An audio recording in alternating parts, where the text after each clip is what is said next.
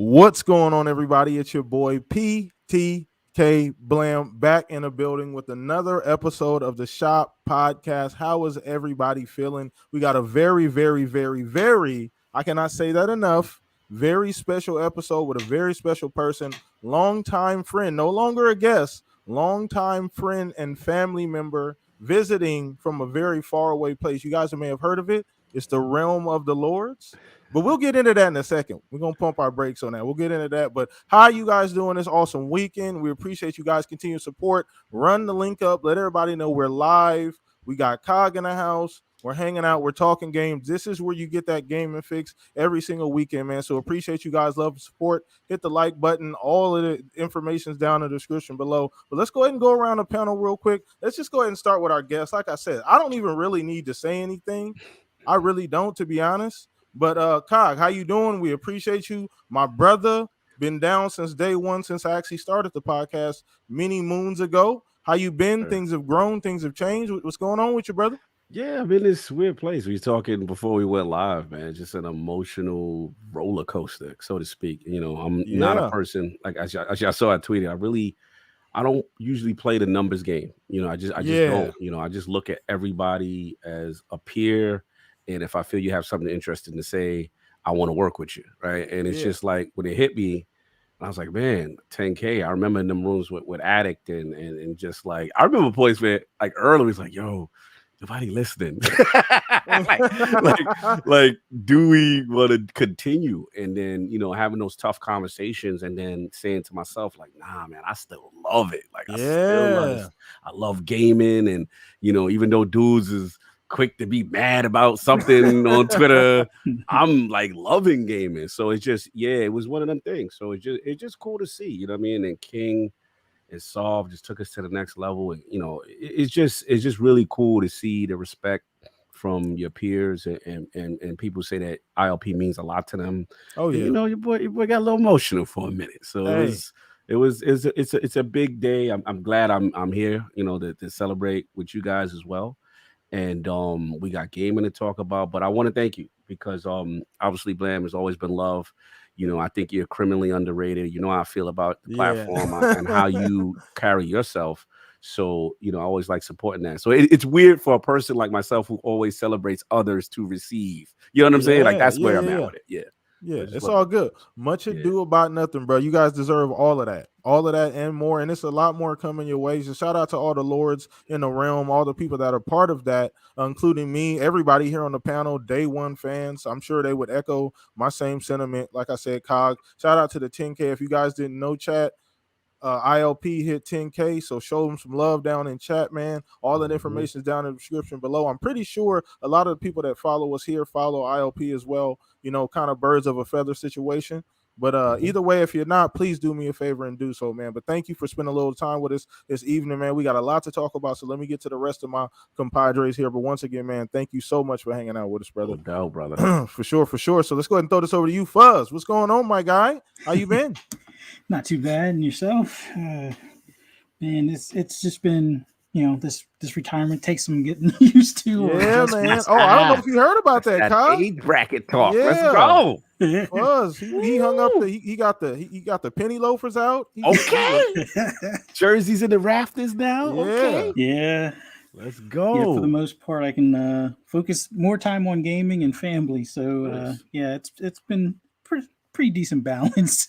Got the taking the kids to school and stuff, and then come back Nice. and loading up Deathloop or Grand Theft Auto on PC with mods and stuff. And then hopping over into Kenya or is it Kena or Kena, yeah. Kenna? I forget how they want it Kenna, pronounced, but yeah. It's like Kana, isn't it, in the game? I think. yeah. Yeah, Yeah. yeah, something like that. Yeah. But yeah, just having fun playing games and staying off of Twitter a little bit.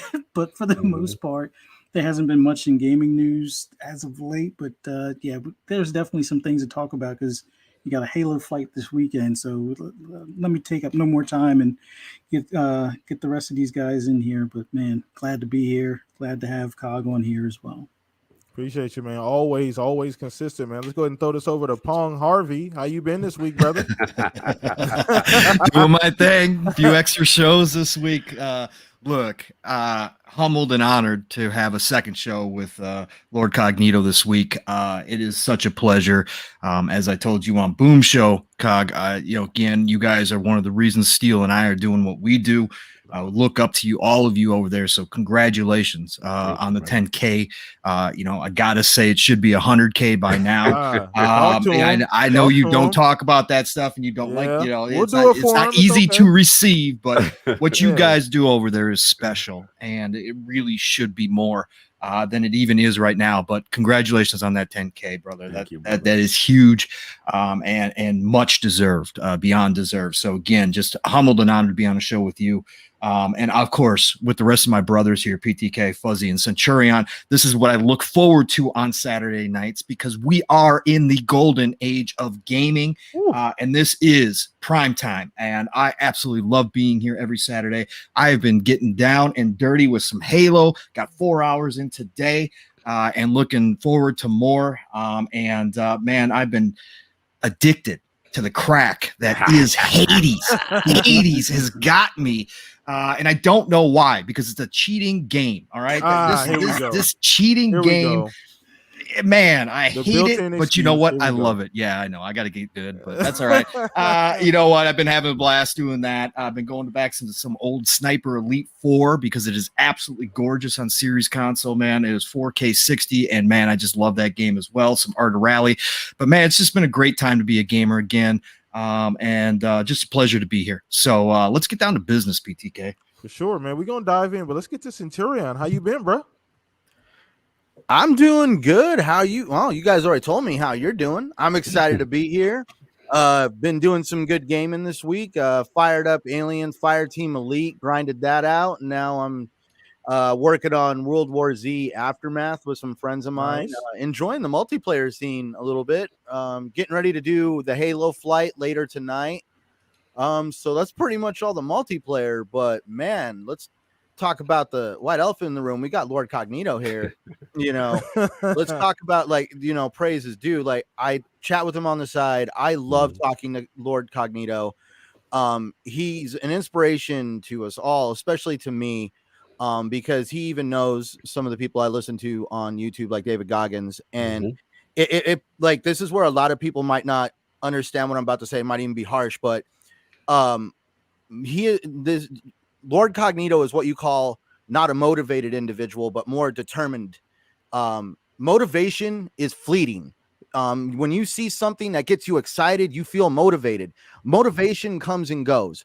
But when you are bound and determined by whatever will you have, whether through good times or bad, you grind your way through it. And Lord Cognito and the Lords of Gaming and everything about them shows how when you keep your eye on the ball and you are bound and determined to definitely do what they have done. I mean, like Pong said, you guys need 100,000 because we can all just take something from the motivation that you push out that we can all use every single day. I mean, your tweets about being healthy and going to the gym, treating people the way other people should be treated, just basically being a down-to-earth, decent human being. And it's all something we could all learn.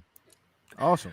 Oh, y'all gonna stop. You're gonna make me cry today. So Come on, man. But I appreciate it. We gotta man. give you your flowers, man. We gotta give all you guys your flowers for sure, man. So make sure you guys tell somebody you love them as well, man. But we appreciate you guys here, man. Let's dive into these games, man. We got so much to talk about. So starting with the poll of the week. Once again, I do this every single Monday on Twitter. If you're not following me, please do. All of that information is down in the description below the video. So let's go ahead and start with the poll of the week. So it was with games like Psychonauts 2, Death's Door, and It Takes Two getting Game of the Year consideration. Which genre made the biggest splash this year? So I picked 4 genres that I thought, just in my personal opinion, had a big impact on the year. So we got platformers, roguelike, puzzle, action, adventure. I know you can kind of crisscross some of those, but I separated them intentionally for the poll. So platformers ran away with the actual poll, 55%, which I do wholeheartedly agree as far as the genre that made the biggest splash this generation thus far this year.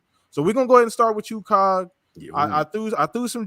It could be even a different genre. So I mean, maybe I'm kind of shoehorning it here. But out of those four, would you agree, or would your choice be one of the four?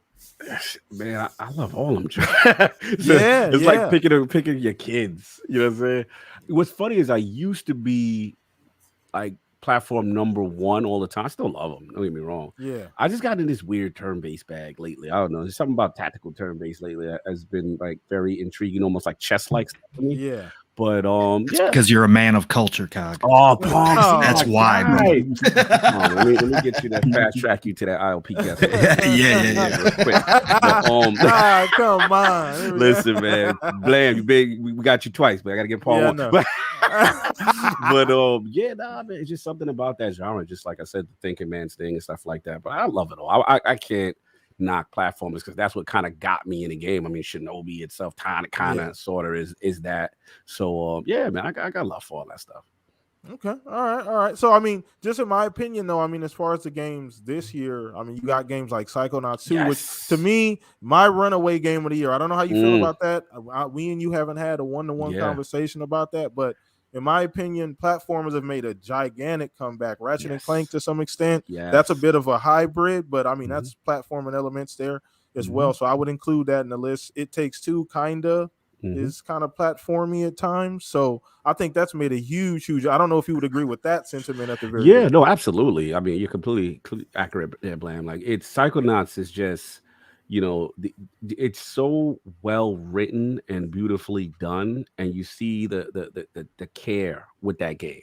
You see like just the nuances with mental health and the way it's done in the game so beautifully. And like to me, it's just like, that's them trying to push something out the door that was initially a Kickstarter, you know what I mean, and then get out. So imagine them on their next one with a full, but like to me, Psychonauts just shows the possibilities of greatness and more excellence with that level. Yeah, I got a tremendous respect for that game, like in that studio, man. Double Fine, man, for real. The little guys, people are sleeping on it. Double Fine is one of them, and yes, platformers, no doubt. Ratchet and Clank as well.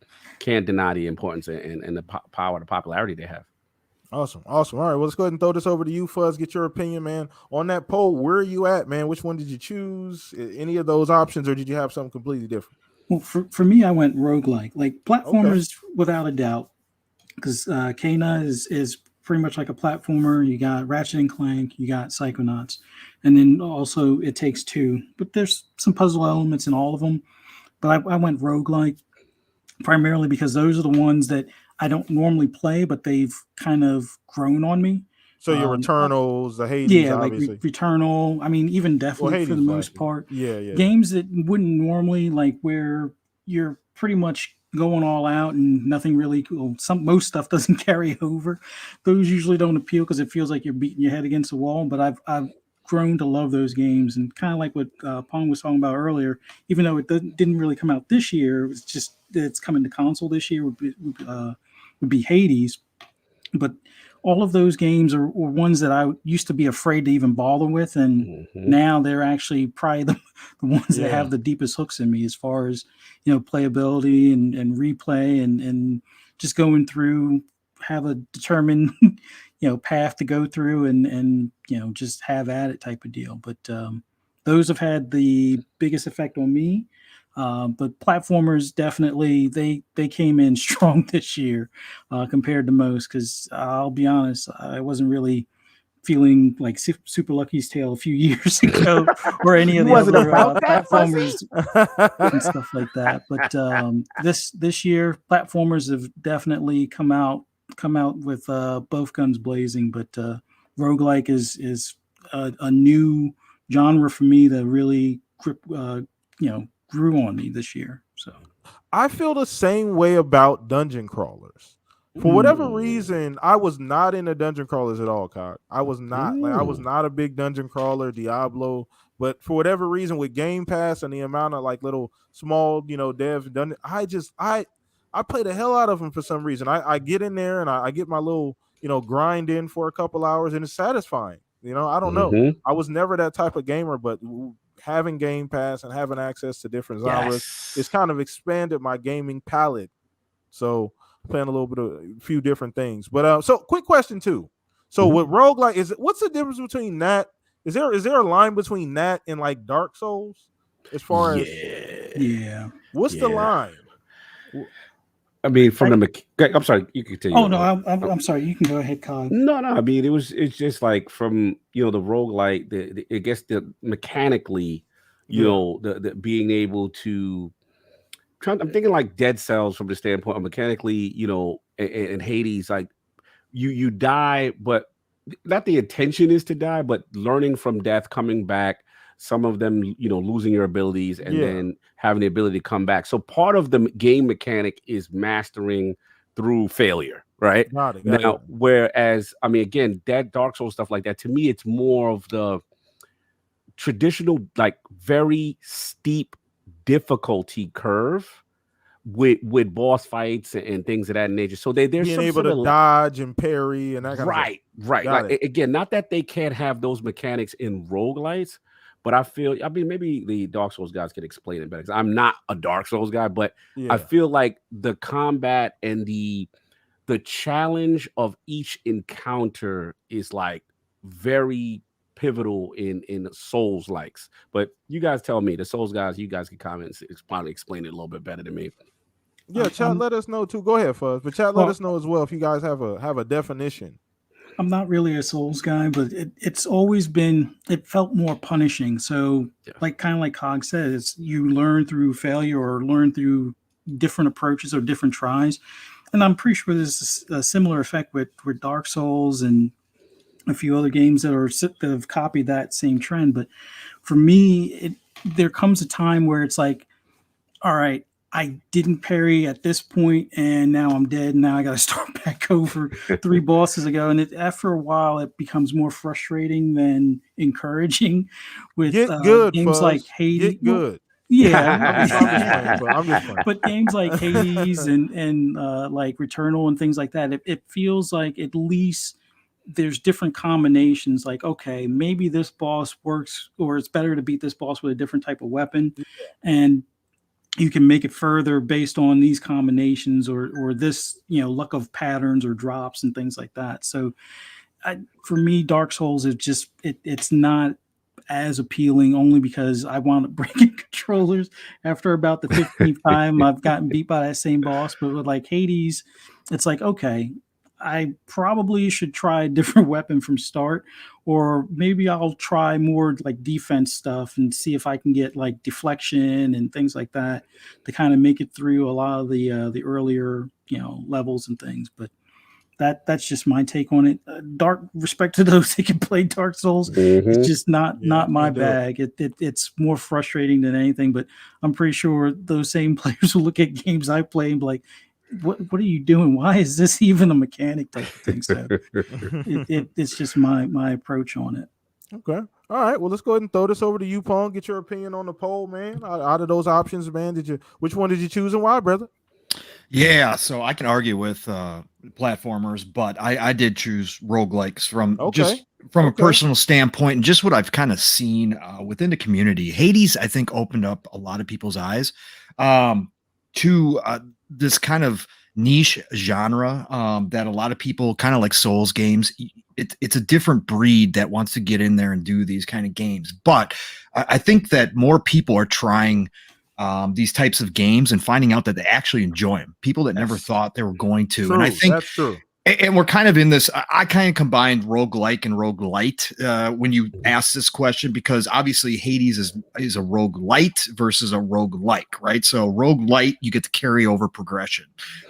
So I think that has definitely, that aspect has definitely allowed people to try these games. And like, Fuzz was just talking about, when you get beat, the frustration level is not there. That's why I don't do Souls games, right? I don't want to take the time to get good, and I get really frustrated. That's that bracket. Talk about it. That's right. Dying over and over again. Look, I did enough of that decades ago with Ninja Gaidens and stuff. Okay, I don't need to do that again. Ghouls and ghosts. Right. Exactly. That's our Souls. We were Souls before they were Souls. So I don't hear no young boy talking about anything. Continue, sir. No. Continue. You are spot on. So for me, I just think that this is, and we're going to see a lot more coming down the road now with obviously the success of Hades, but there's another good one out there that some people that liked Hades, I tried to get them to try, is Curse of the Dead Gods. Also came out. That absolutely is a fantastic rogue, and people should try that one as well. It's got some parry aspects to it, which Hades really doesn't. It's definitely good, but I think overall, and then you got Returnal on the PlayStation side, which I have not obviously had an opportunity to play, but I'm very interested in trying out. So I think that one had the most impact this year, because I think coming down the road here in the next couple 2-3 years, we're going to see a lot of imitators come out and try to capture that Hades moment again. But platformers have always been platformers. I'm glad to see they're getting resurgence. For me, again, did a lot of platforming in my younger days. Not so much about it anymore, but like Psychonauts 2 really did a fantastic job of capturing that old feel in current gen form. And I did find myself smiling. Again, the story for me in Psychonauts 2 is what it's all about. The writing that Double Fine does is just simply impeccable. And that kind of stuff, the stories that a platformer can tell, sometimes are second to none outside of like RPGs. And I love that stuff. So again, there is definitely a place for platformers. I'm glad that in 2021, some of these younger kids out here got to try a real platformer or a couple different platformers and see what they're really all about. Because we just don't see a whole lot of them these days. So that was fantastic. That's the way I went. So, okay. Yeah. All right, so you know what? I want to give Double Fine their flowers because I want to say something. Yeah. Now, this might not be controversial to us, No. but I feel like outside of these walls, it will be a little bit edgy. So I think Double Fine might end up being the crown jewel of that hall that Xbox got. Wow. No, I mean as far as the original hall, not all of them. Not with Bethesda. Okay. Yeah, wait a minute. But you're saying over Obsidian? I mean, so it's a spicy question. Now that's just me. That's just me, Cog. I don't know if am I going a little too far? Listen, I mean, it's like I get it. It's picking amongst your kids. It's picking. Yeah. It also the style of genre you like. Because if you're a platform guy, I feel you. I see where you're going with it, right? Like they've literally, this is their first one, so to speak, right? And look at what they produced. Arguably a Game of the Year contender. For me, I think only reason why I can't give it to them just yet is just I need to see more body of work. Whereas when I look at Obsidian, I'm like, okay, I got Outer Worlds, I got Grounded, I got a couple more examples. New Vegas, you know what I'm saying? And then their history and stuff like that. And then the Ninja Theory guys, they obviously Coalition, and there's a lot of people. Oh God, like Playground had to smack me in the mouth when they was like, oh, you forgot, like you see this Forza Horizon 5, you forgot, right? You forgot what we do. And I was like, oh yeah, I forgot. It was that amazing to me. And then to see that they have Fable and we had an elephant in the room. I mean, but Arcane just showed something outstanding, right? With Deathloop, we all know that that's part of the studio. It's a good problem to have, right? You got all these very good problem superstars, and the beauty of it is you could say that, and no one can really get mad at you. And I can say, or Pong and everyone else can say another studio, no one can really get mad because it's that much talent under one roof. You know what I mean? Yep. Good point. So I just wanted to make sure I got that out there. Got to give those guys their flowers. Yes. Tim Schafer, everybody there at Double Fine. Awesome, amazing, creative, all the adjectives and nouns that you want to throw in there. So let's go ahead and get to Centurion before we wrap up this first topic. So out of those options, Centurion, which one did you choose and why, brother? Well, I chose platformers. Awesome. I feel like that's all I've been playing. I'm glad. I guess called it giving Tim Schafer and them over at Double Fine their flowers. Let me just say this about Psychonauts because I'm still playing it currently. The difference between this game and one of those games that's just shoveled out there just to kind of make a quick buck is you can feel what Tim Schafer's heart was in the right place in the creation of Psychonauts. This wasn't some kind of, hey, Agreed. I know a really cool game idea to make some money. This was somebody sitting at a table talking to people about wanting to create a game that can help put a spotlight on the human psyche, the things people can go through every single day, and almost like help you go understand some of the things that people go through when it comes to the human mind. I think it's very, dude, Psychonauts 2, we could have our own show talking just about how creative and just different I feel like Psychonauts is compared to what I've been getting a lot of. I mean, I've played Maneater, very, very fun game, enjoyed the DLC. Still working on Death's Door. It Takes Two. Me and my wife really love that game. Again, very difficult subject to tackle, and I really think they hit the nail on the head, at least story wise, with It Takes Good Two. point. I mean, platformers have a very whimsical way of taking very serious issues and helping people bring them in the spotlight and actually understanding things. Like with Ratchet and Clank. Let's take a look at the obvious situation. He was the last Wombax. All of a sudden, there's now a female Wombax. It's bringing like the idea of, what if you really truly are the last of your kind, the idea of loneliness and stuff like that. Yeah. I mean, there's a lot of hidden messages in platforming games that I love, and platformers have always had a nostalgic spot in my heart, which is why I love playing them. I will never be too old to play platformers. Super Lucky's Tale, me and my wife picked it up. I mean, come on. I couldn't help it with the Shannon Loftus trilogy. I mean, but I know who was behind those games. We enjoyed Super Lucky's Tale, but the hilarious part was I didn't know they like remade the game, and now it's totally different almost. But platformers are pretty much where I like to hang my hat when it comes to, I just want to sit down, relax, play a game, and have a good time and not walk away with any negative feelings whatsoever. All right, cool. All right, well, that's good. That's wrapping up that topic, man. But once again, everybody in the chat, we appreciate you. Good stuff, Centurion. Appreciate that, man. Great way to close us out there, man. Thank you so much. And that's a great breakdown of platformers and where we're at. But once again, guys, poll of the week every single Monday. Follow me. All of that information is down below. So let's move on. We're gonna get into the meat and potatoes. That was just a warm up. We're gonna really get sink our teeth in what we got going on this week. So we're talking a little bit about small devs carrying 2021, and I felt this way for a few months now, Cog. I don't know about you. I feel like you guys have mentioned this quite a few times on ILP, just shouting out different small developers, but I feel like they've completely carried this year. I mean, Ratchet and Clank's a huge game. Technically, Psychonauts 2 is a huge game, but Double Fine's not necessarily a large studio. I wouldn't call them a large studio. I wouldn't classify them as that. So I feel like, and think about it, Cog. This is the first year in probably 3 or 4 years we did not get that summer drought. Yes. We did not get this, and that the reason being is because a lot of those smaller dev games that carried us through this year, and not only were they smaller games, but the quality was on a completely different tier. Like you look at Psychonauts, you look at Kenna, you look at It Takes Two, you look at, I mean, there's the list goes on. These are all extremely high quality games. So I just want to get your opinion on just thoughts on small devs, and when did this trend kind of start? Did you see this coming, and kind of where you at with it?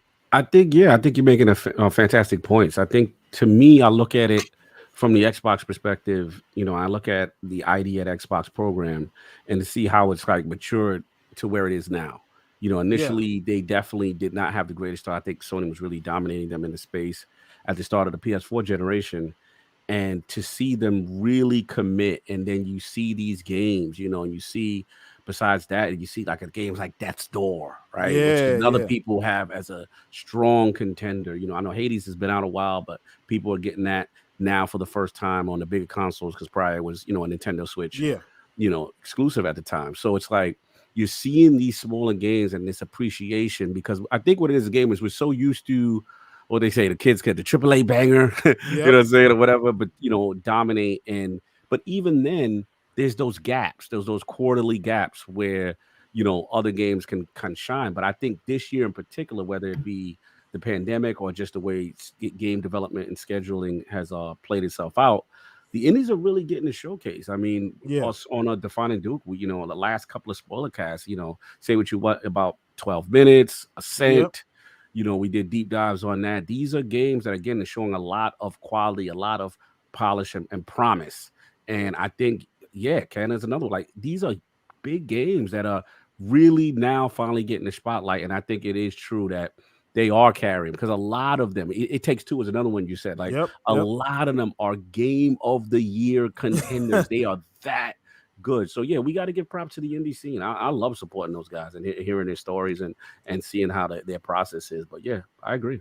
Yeah, and I can't recall a year where there's been this many Game of the Year nominees that have been, small devs essentially. Yeah. But I can't recall. I don't remember the last time that this has happened. So just that shows you the quality. And we've been talking about this, and Pong, swear to God, he's been preaching this since he got on the show about the golden age of gaming, for sure, about that gap there. I mean, because during the pandemic, the one thing that did happen was that they made a lot of money. There was a whole lot of money made between a lot of the studios, with people being in the house, people buying consoles, people buying more games. They made a whole lot of money. So you've seen a lot of studios open up, a lot of independent studios, a lot of people going elsewhere doing other things. So I think this trend is going to continue, Cog. I can't really see it.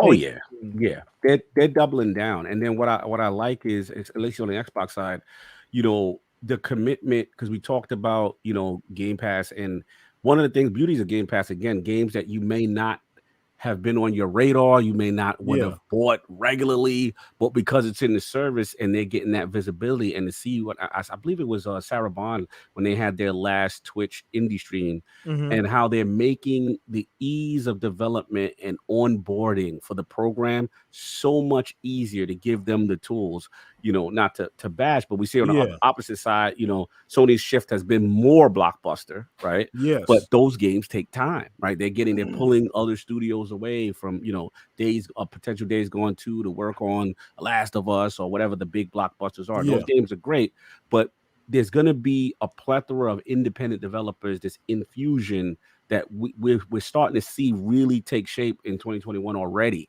And I think that's not going to stop. I think it's more and more. You're going to see a lot of them, and they're high quality. And the last point I'll say is the beauty of the indie scene is that the creativity is not restricted. Yep. Right. You can see, because let's be honest, the more money things make and they're invested, they tend to be more safer practices, so to speak. So now you're seeing things, you're like, yo, that's cool. And then, maybe the big guys copy it later, but it's cool to see in the indie space all these great original ideas. Yeah, so much talent up and down the industry, man. It's swelling with talent at this point. So I do 100% agree with you on that, 100%. So let's go ahead and throw this over to you, Centurion. Get your opinion, bro, on just, these smaller devs carrying 2021. I say carrying, not disrespectful to any other games, or, not really even disrespectful to the size of the studios, just the fact that really talking about the quality of these games that are coming out, that if I was to put them, like blindfold you, or you didn't really know much about a lot of these games, you would think these are coming out of, large studios. You think this was 100 people working on this game, and it's 10 people, 12 people, 7 people. I think a couple of them were single digits, right, Cog? I think a couple games. Oh yeah, Keenan was like 12 people. 12 minutes was like 7 people, something like that. I don't remember exactly, but very, very small team. So let's go ahead and get your opinion, Centurion, on just where you're at on that. I couldn't agree more. The indie scene has been doing a very good job of showing what happens when you definitely take quality and the consumers into consideration, and also really put a lot of effort into creating a good product, hence quality. God, working, you were talking about, like, look at success. I know it's not a current title, but the success of Cuphead and how it completely changed the lives for, I think, more people that we could probably count on one hand. Yeah, TV series now. Yeah, they finance their homes to actually do this. I mean, hey, Cuphead doesn't work, we lose our home. Who wants to have that gamble? Yeah. So definitely, I mean, let's look at how some of these big developers like CD Projekt Red and some of these other big developers that, forgive, it might strike a wrong tone, but they're over here with this Kevin Costner mentality. Oh, we'll build it and they'll come. No. Obviously, people want quality. People are over the day one patches. They're over the stuff that basically breaks these games on the launch day. And we see a lot of these indie developers that consistently are able to get a game on launch that works right, and everybody's talking about it. And I mean, not really have we haven't really seen too much of these indie developers that are just like getting hounded for having a product that comes out broken. I really think that They do a good job of showing what's the word I'm looking for? Flexibility in the industry. They come out with really great, ingenious ideas. Kena, for example, I know it's nothing to write home about, at least from what I hear on the story. It's your average platformer, but let's talk about the fact that a handful of people took Pixar style animation and created a very beautiful looking game. Yes. I mean, this is their first shot at a game, and they're doing this. That's So, another thing too. They're transitioning from, I believe, movies, right, Cog? They were part of Pixar, right? Yes. I believe. Yeah. Yes. I've been watching as soon as I'm done with Deathloop on the PS5, Kena's probably going to be my next PlayStation pickup that I'm going to, just so that way I'm getting some use out of my PS5 and I'm not just sitting there staring at it or watching people, take photos of it, using it as a doorstop as a gag. So definitely, I'm excited for what the indie scene has been putting out. I remember when I used to be like, oh my God, AAAs, I only have time for AAAs. And like the indie scene was completely blind to me. Yeah. And now I feel that my eyes have been opened. I enjoy seeing what comes out of the indie scene. And definitely there's something that I don't really know. No matter what, there's always a game for you in the indie scene. It's just coming down off that pedestal and understanding that it's not always about graphics. Gameplay is number one, especially if you have an addictive game loop. And I mean, let's talk about like 12 minutes, for example. Mm-hmm. I could not put the controller down until I figured out what the hell was going on. So, and that took about what, 8 hours. So I definitely put some time, but I mean, like I thought I was going to dive into that going, oh, it's just going to be something I need to check out, but I could not stop playing. I remember even my wife walking out at like 3:00 in the morning, telling me to turn it off because I had to work the next day. Gotta love it. Gotta love it. Gotta love it. So I do agree with you on a lot of those points, man. I don't even the word indie used to be kind of derogatory, if I'm being honest. Like people used to, I don't like using it. I hate putting A's or indies on anything. It doesn't. I mean, all it means is independent studio. I mean, all it means is independent studio. It doesn't mean what people actually thinks it means. Because I mean, technically GTA is indie, right? Because what Rockstar? I don't know. Destiny's indie now. Destiny, yeah, definitely. So so to be in that's if we're going by book definition, but either way. Let's go ahead and get this thrown over to you, Fuzz. Get your opinion on this, bro.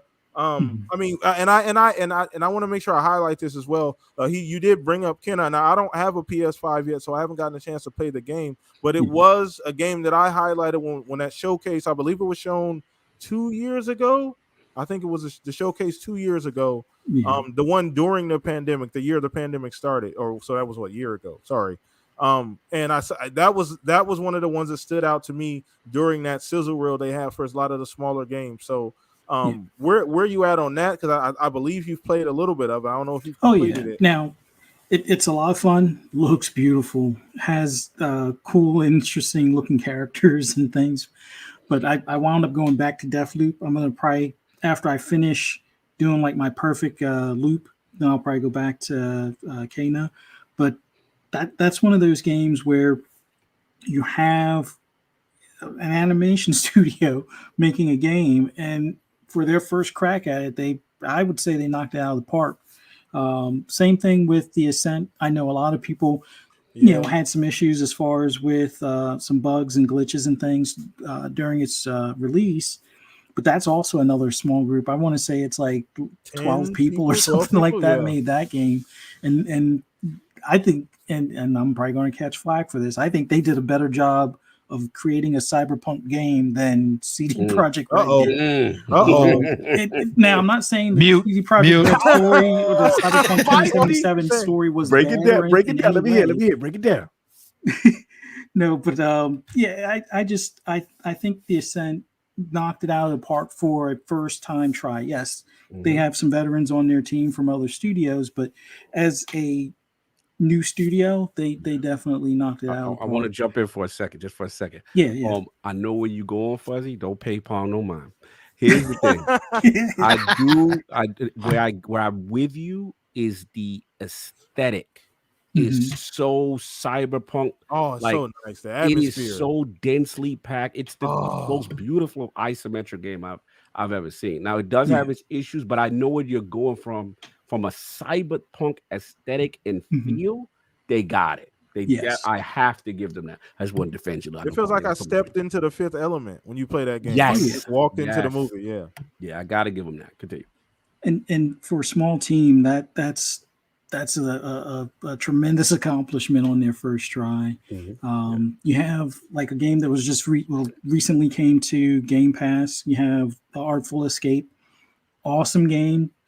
It's a short game, but it's one of those that's you're either smiling all the way through or you're encouraged to complete the game. It's like you don't want to set the controller down, kind of like the way Centurion was talking about 12 minutes, which that was another one where before playing Psychonauts, that was kind of my game of the year. Yeah. Psychonauts has kind of bumped it down a bit, but 12 minutes was another one where it's like, okay, I got stuck at a point, but I just started doing random things. And this isn't really spoiler worthy, but when you find the kitchen knife and you start like, oh, can I cut the couch? Hey, let me jam this in the, because at that point I was like, I'm stuck. I got to figure out something. I stuck the knife in the light switch, shocked myself, and then that gave me an idea for something to go on. I wanted to just add on real quick with you, Fuzzy, because of my ADHD. You know how many times I went to those stupid freaking spoons going, well, what the hell do I do with the spoon? Yeah, so it was a great interactive game. It felt like you're in like a mystery movie, almost like a Hitchcock type movie. And that held my attention all the way through. The Artful Escape held my attention all the way through. Another small dev team with their publisher Annapurna, I think is the dev. Annapurna. Yeah, that publisher, they've had like I want to say hit after hit after hit because they've published quite a few that aren't they doing Stray? Amazing. That game Stray as well, isn't that them? Yeah, Stray is another one that they're producing or publishing.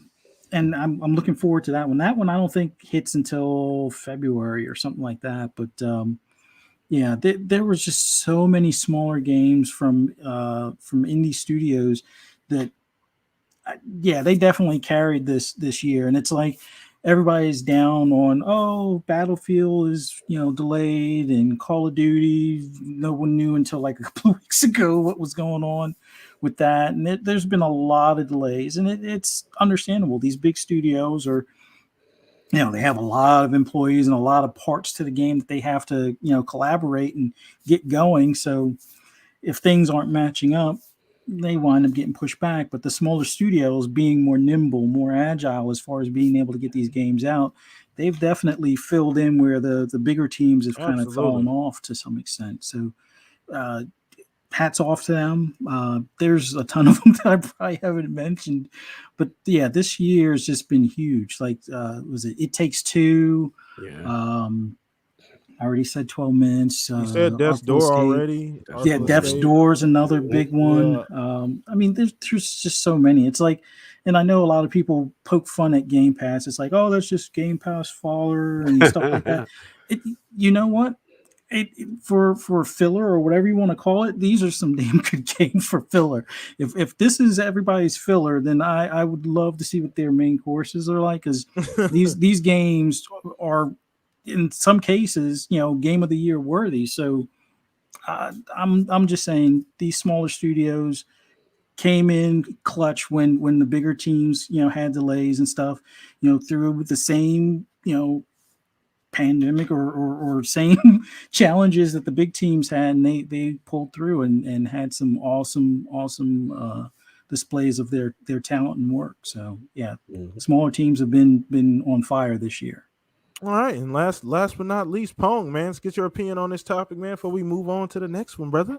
Well, this is a topic I'd love to discuss. Oh yeah, I know. This is something special. We've come a long way since the summer of arcade days, right? This is the future, okay? And this is the pandemic certainly has helped some of these smaller teams show off this year and last year, due to the fact that, like Fuzzy was just alluding to, there a lot they can adapt more quickly than a large team can. So that's definitely played in their favor. But look, this is the industry as a whole speaking right now. This is where we're at. Again, this is why I call it the golden age of gaming. the accessibility that people have to technology now is allowing indie devs to do things that bigger studios can, and it's allowing the ability for somebody like a Joe Winter to leave a 343. Right? Yeah, Song of Iron. Leave 343 on his own and go try out his hand at game dev without having all the experience necessary. Yeah, he's got a lot. His background's in animation, right? So, but at the same time, he had never developed a game, so he had to learn on the fly. Guess what? He can learn on the fly. There's so many resources out there now that can teach you how to sit down and do this work. That is huge. We're seeing teams come out of every part of the world at this point. It used to be, very centralized. The industry did. Now we're seeing, studios come out of nowhere with Black Myth Wukong. We're seeing a kid in China come through with Bright Memory Infinite. Right? This stuff would not have been possible 10 years ago. Yeah. Not me. Right. They I just forgot made about the dev just made an update yesterday. Yeah, I saw that post. The PC joint is almost complete, and they're gonna do the console port. It looks so good. I'm with Pong on that, bro. That game. It looks so good. Was it like one guy or something? What? It's just it started out as one. He's got a little bit bigger team now, but it's still not. It looks so good. The original game was done by one guy. Yep, exactly. It looks amazing. I don't care. And to play the original game, I mean, the reflections, the gameplay, dude. I mean, it's not your average shooter. I mean, you literally I was getting my ass whooped at the end of that thing. I had to finally dial it back and start strategizing. Bright Memory Infinite looks like something we'd expect from like a Blade level game. Correct. And then that would have been something that the big studios were doing 10 years ago, right? But now one guy can do that out of his apartment, right? This is the time that we're talking about. And this is important. We get games like Biomutant, which I know not everybody had the best opinion of, but literally one of my favorite games, right, this year. So this is the future. This isn't something that's just kind of a flash in the pan. Yes, they have definitely gotten their time to shine due to circumstances, with the pandemic and stuff. It's certainly allowed them to shine more, but this is the future. This is what we're going to be seeing all the time from here on out, because the big publishers have taken notice. The big publishers have looked at this and said, look, there's room for all these people.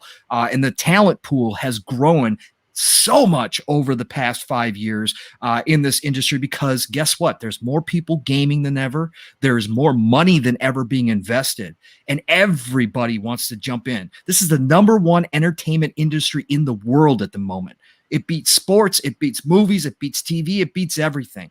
Why? Because you can't get this type of interactive experience anywhere else. It takes, again, when I sit down, I don't really watch TV anymore. Why? Because I'd rather be interacting, and that's what games give me. So these smaller devs are going to be providing bigger and better experiences as we move forward. And that's a huge testament, again, to the industry as a whole and where it's sitting at in 2021. And I think that this is a prime time for anybody who wants to jump into this game to start looking at, just even if you start out of your house, look at the game development, because you can make your own game. We've got room for you. It doesn't matter what you want to create. If you want to create an old school 8-bit game, guess what? You can do that, and people are going to find it. And if it's good, it's going to be played a lot. And this used to be another aspect of this. It used to be, PC got all these types of games, right? PC, Steam, that's still the king of indie scene. But now we're seeing more and more, because of technology, because we're at where we're at with the consoles. It doesn't take a whole lot to port over a game that much anymore to a console from a PC. So therefore, these smaller teams can do that as well. Guess what? Bigger audience. Guess what? Now you have access to Game Pass. Guess what? Now you're in front of 20, 30, 40, 50, 100 million people down the road. You're going to have that front-facing free advertising by getting into Game Pass and getting your game in front of that many eyes. It just can't be replicated elsewhere. So all of this, again, is because of the time we're in, where the industry stands right now. And I think it is so fantastic because, like Cog was saying, they get to take smaller teams, indies, whatever you want to call them. Again, the labels, get old, and we're kind of blurring the lines at this point in so many different ways, but they do get to innovate. They get to take the risks that the bigger studios just won't do, because at the end of the day, this money that's in this industry, it is still a high risk industry. And one failure for a big studio can cause a lot of problems, whereas an indie developer can go out there and innovate and try new things, and look at it from a different perspective and say, hey, I'm not seeing this in games out there. I want to try this and see where it goes. And all of a sudden, we've got something special on our hands. We've got, a Hades taking roguelikes to the next level, right? We've got that kind of stuff happening.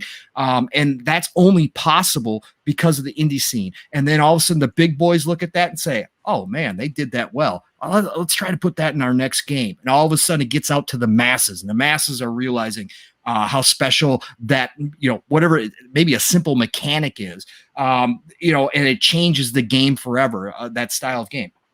That's why this is so important. And I'm so happy to see it here and now. And like I said, moving forward, we are never going to be without games. There's a chance that the industry shrinks at some point, that the pandemic kind of inflated a little bit. But guess what? It is now mainstream, and it's here to stay. It's not going anywhere. It's the same as movies. It's the same as TV. It's the same as sports. It's now just a part of the mainstream. So we're never going to be without games. And what we're going to see is these indie titles blur those lines more and more between themselves and AAA development, to the point where we're just looking at a game and no longer saying, other than giving praise and saying this is a small team, right? Wow, they did a fantastic job, but we're not going to look at that game anymore and go, oh, it's just an indie game, or, oh man, that smaller title. It's not going to be like that anymore. We're just going to look at the game and go, dang, look at that game. I want to play that now.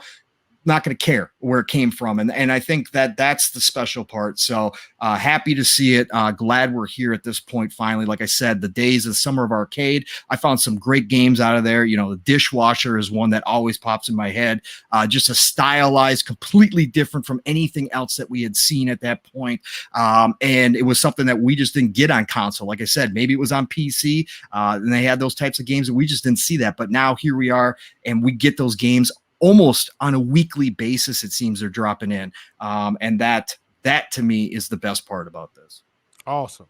Great breakdown. So I think we all can agree that indies and these smaller devs have been really, really carrying a lot of 2021. They've been filling in the gap, and the gap is only getting smaller. Can I add on to that real quick? Oh, go ahead. With what Pong was saying, Microsoft is trying to make it even easier for indie developers, because right now, let's just look at it. PCs are extremely expensive, but the hardware is also becoming hard to find. So basically, to get a hold of one of these rigs to develop a game on could be extremely expensive, especially for a developer getting started. Microsoft is really wanting to somehow put a developer toolkit into the cloud infrastructure, so that way developers could actually design their games in the cloud and not have to worry about having to have this huge fork over for expenses on trying to have hardware. And by Microsoft actually making these tools more accessible to people, we're going to see indie developers or people get into the indie development that never thought they would, just because the tools are now readily accessible for them to do this. That's a great point. Next step. That's a great point. Great point. So let's go ahead and roll over and move over to the next topic. But before we do that, I want to give some quick shout outs here in the chat, man. We got Neo Game Spark rolling up. What's up, my guy? Shout out to Neo. Here he comes. He's gonna start talking about me. Here we go. Every week. What's up? Shout out to Gerald. I saw She Snow. Obviously, we got Sean Snoo. We got Matt in the chat. I appreciate everybody watching live, everybody watching from home. Make sure you guys leaving comments. Thank you guys so much, man, for hanging out with us, man. Hanging out with Cog as well. He here live. So let's go ahead and move on to the next topic. So the next topic this week was the anniversary of something tremendous that happened that altered Xbox's history from this point forward. Phil woke up. Okay, I'm going to paint the picture, Cog, all right? Phil woke up. He had his pajamas on. He went to bed early the night before. He rolled over. He pulled the green phone out of his drawer. and he said send, and he went back to sleep. So that's how his morning went, and we all woke up to some huge, tremendous news regarding the Bethesda, obviously Xbox purchasing ZeniMax and getting Bethesda. So that's just something that I want to talk about. It was the anniversary. I kind of want to just talk to you about it and get your opinion, Kyle, on like where the ripple effect of that going forward for Xbox. Where are you at, and just how do you see that playing out?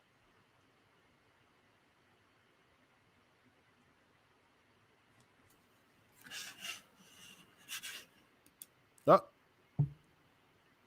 Did we lose Cog? did we lose Cog? 4x4. You can hear me now? By 4. Yeah, by 4. yeah, I was you're muted. good, you're There we good, go. you're There we good. go. My bad. I was talking and muted. Cog fell asleep during my yeah, my bad. Thanks for the catch. That was very unprofessional of me. It's all good.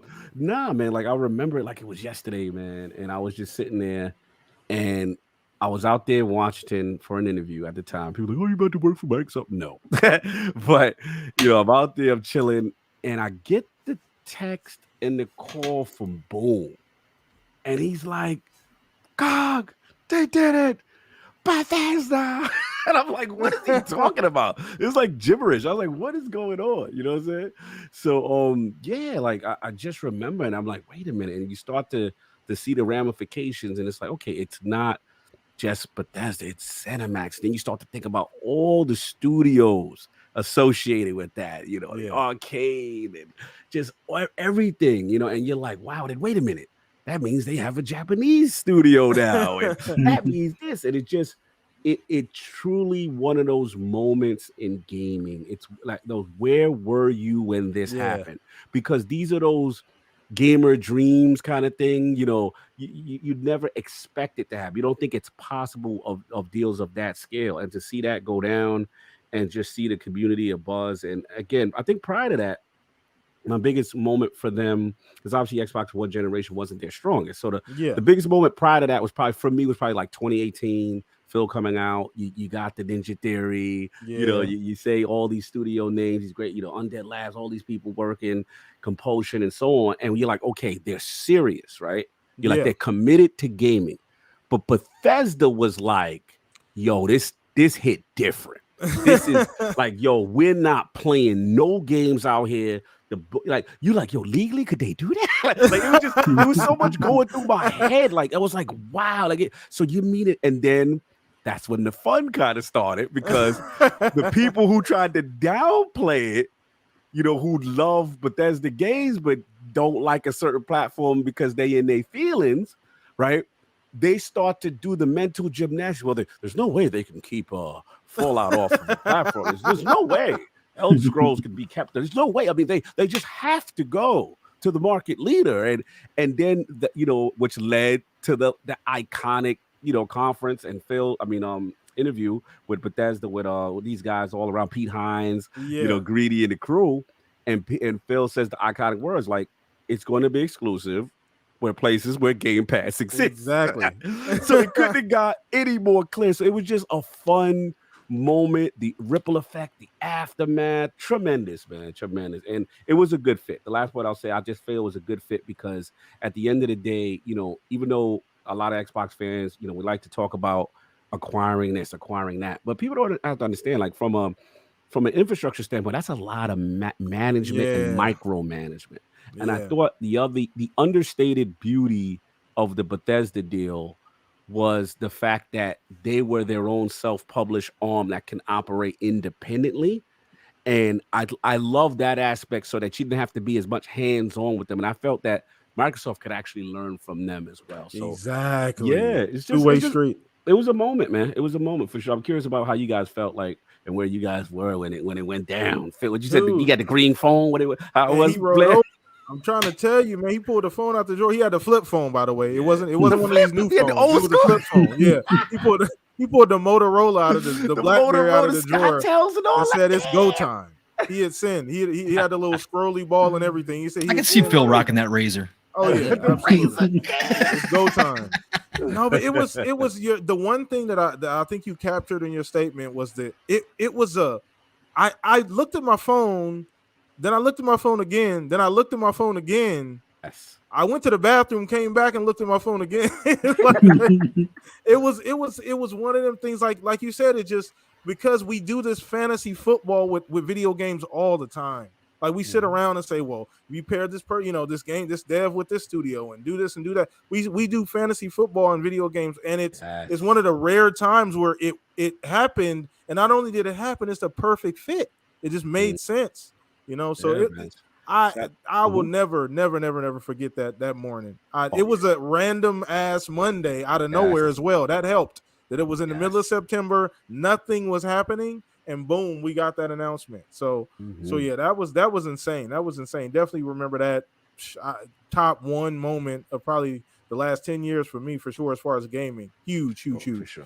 All right, so let's go ahead and throw this over to you then. Fuzz, get your opinion on just how that changed Xbox's just entire course of history of they went from, so essentially, Paul, so when we want to frame this, Cog, if we want to be honest, they went from not having the facilities to having almost like too many resources. Like the whole adage with Xbox, and people, and I know we might get to this, but the big adage with Xbox was they don't outside of it was Halo, Gears, Forza. That was always a cycle. Yes. They instantly fixed that problem in like 3 years. Yeah, that'll never be a problem ever again.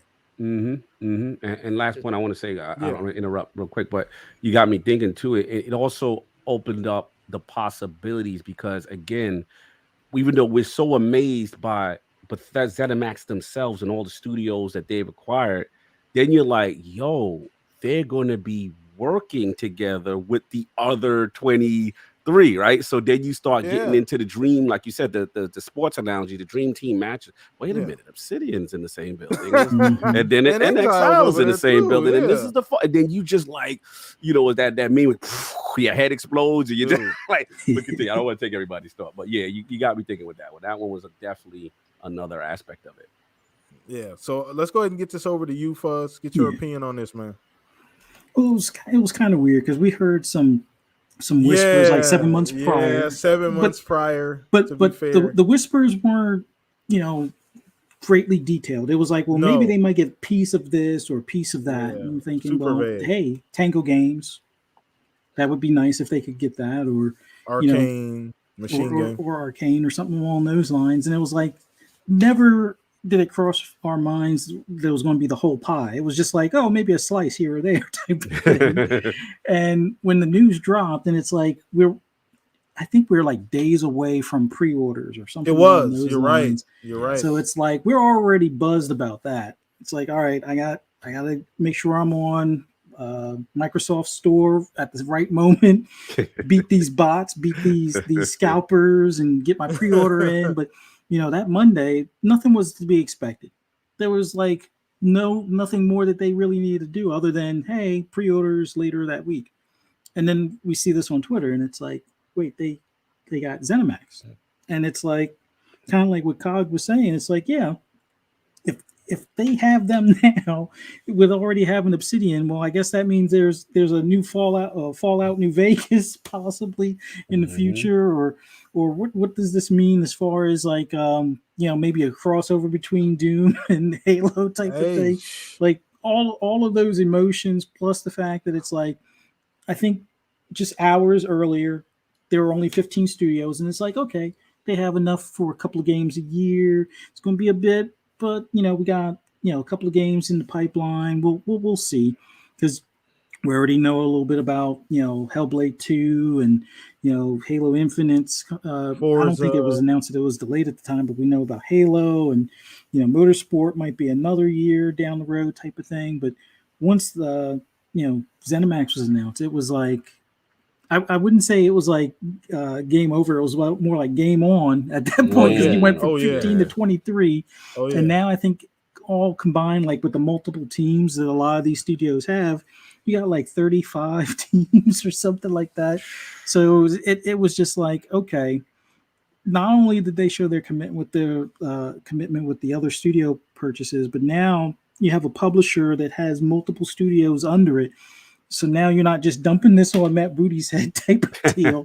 You have a whole wing that can kind of run itself and now they have, Microsoft funding or the backing and pocketbook of Microsoft to kind of, bring whatever ZeniMax was working on forward. And it was just, it was like gamer Christmas. If you're an Xbox fan, this was what you've been looking for under the tree for a couple of years now, along with some of the other acquisitions prior. But it was just, you knew they were serious. It was something different at that point, because with pre-orders down the road, it's like, oh, you're not sure, you're on the fence about a pre-order? Mm-hmm. Here's something for you. We're taking over Bethesda.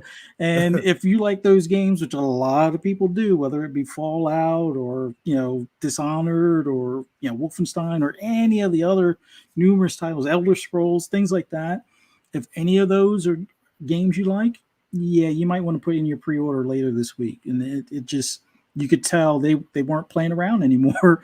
They're now taking it, what a lot of people were saying, oh, they need to get serious with Microsoft money. Well, now, was it $7.5 billion? Yeah, that's serious now. Yeah. I think, and to just to plant the flag here, I don't want to cut you off, but I think that the highlight of what you said was that they essentially, that's the arrival. This is going to be different this time around. Like, this generation is not going to be the same way. This thing is not starting the same way. Toto, we are not in Kansas anymore. Xbox is not, they're not in the same space as they were. And I think you would agree as well, Cog, that signified definitively that they were not in the same space that they used to be. Yeah, absolutely. It doubled down on that, commitment to gaming that everyone was worried about at one point, and how serious they are when you make a move like that. That's, to me, the fun part was just all the concern trolling. Because I don't know, and 7.5, and it was just funny to see the, again, mental gymnastics from non-gamers who kind of box themselves in with prior statements. Yeah, and I just got to laugh. I thought I was very humorous. I was scrolling my timeline, just smiling. I was messy that day. I was a little. You probably got nothing done at the gym, just sitting on the treadmill scrolling. No sets got nothing got lifted. I was just scrolling through my timeline. Let me hear how they gonna spin this. Too much, man. It was an amazing day. Unforgettable for sure. So I don't want to cut you off, Fuzz, but were you? No, I'm good. That was just, the beginning of Gamer Christmas for the Xbox fan club. And yeah, we're still, seeing the fruits of that deal even 1 year later. Yeah, they still had some deals with PlayStation, but yeah, it's going to feel different for these next few years throughout this generation. So it's it's game on. Absolutely. All right, let's go ahead and throw this over to you then, Pong. Get your opinion on this. It's the anniversary, man, of probably the largest, the biggest acquisition in Xbox history for sure, not even close. And just something that definitively changed Xbox's future going forward. And I think really kind of started this generation off on the right foot, that this was going to be this is going to be just a different race this time around. Like, there's going to be some serious competitiveness this time around. So it felt good. But go ahead, Pong. I want to hear your opinion on this. Yeah, it's like you wrote these topics for me tonight, PTK. I know, right? These are my favorite topics. Hey, look, that morning I was getting ready for work, packing up my lunch and stuff and getting things ready. The wife was down in the bathroom doing her thing and getting ready. And I was upstairs and I was packing my food and I was scrolling through Twitter like I always do in between. And all of a sudden that popped up. And I looked at it, reread it a bunch of times. I went, clicking on links. I'm trying to look for confirmation, trying to make sure that these are legit accounts posting this. I'm like, oh, what? Don't want to get caught in the FUD, huh? Right. Right. Exactly. And when it finally sunk in, man, I let out a whole string of profanity. And the wife comes running out of the bathroom. She thought I had like cut myself or something, right? She's like, "What's wrong? What's going on? What's wrong?" And I'm like, Xbox just bought ZeniMax. They just got Bethesda. My God, my God. And she looks at me, and my wife is non-gamer, non-nerd, non-geek. yeah. She looks at me and rolls her eyes, and she's like, "You kidding me right now?" And I'm like, "No, this is great." she goes back in the bathroom, like, whatever. So I just sat up there, and from that moment, I stopped packing, and I just was reading Twitter, like Cox said. Man. I was just watching the reaction, Yes. just the ripples as it spread. It was like wildfire. It just spread, and all of a sudden, everybody, no matter what side you are on, all of a sudden, opinions were flying. Yes. Like Cog said, the concern trolling started right away. Oh my God, it was nuts. It was fantastic. How are they gonna make that money back? Yeah. Oh my God. Wow. I remember. I forgot Yeah. about that. They give it on They- another they- platform. There's yeah, no they way. They can't. They're not going to keep them. They're not going to keep them exclusive. No way. Yeah. No. All that. All What do that. they call it? The stages of grief. Yeah. Yeah. The stages of grief. My God. Like, it they were took even a throwing out while. Monopoly. That Yeah, first for day. the admission phase. It took a God. while. Oh, man. Okay, continue, Oh, Paul. man. Sorry. Yeah, That no, man. It's such a great day, man. So yeah, no, it was fantastic. Look, Fuzzy hit it on the head, so did Cog, obviously. Again, this is, for me, I think when we get to the end of this generation, I think this generation is going to be the longest that we've seen. I think this is a 10-year plus generation, just with everything going on. I think this will define the generation, this move right here.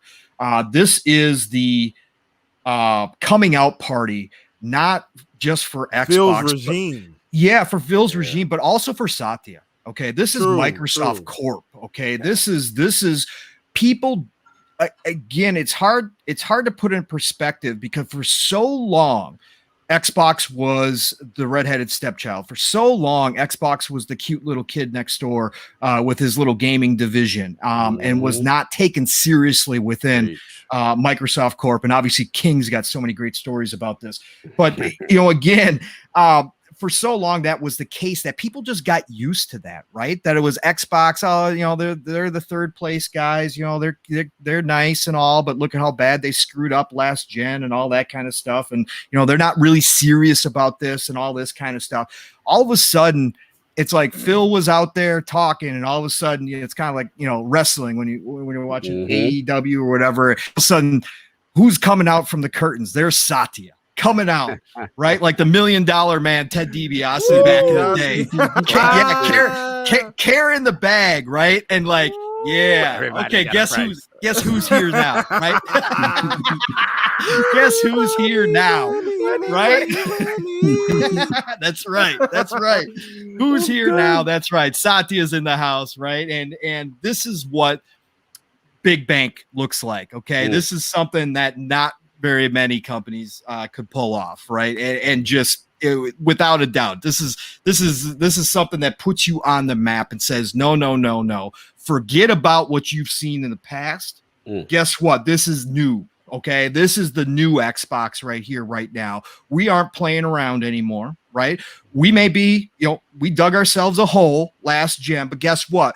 We're going to build ourselves a vehicle. We're not just going to climb a mountain. We're going to drive up the mountain, and we're coming for you. Okay. And we're going to be at the top. This is one of those moves that puts into perspective all those talks about going after 2 billion, 3 billion people out there in the world as gamers. People still laughing about that, roll their eyes at it. They are telling you to your face. Satya and Phil are telling you what they are going to go for. Now, whether they hit that mark, hey, look, we don't know. We won't know until we see, right? That's the vision. And then they're not looking 5 years down the road. They're not looking 10 years down the road. They're looking 20 years down the road. They're looking 25 years down the road.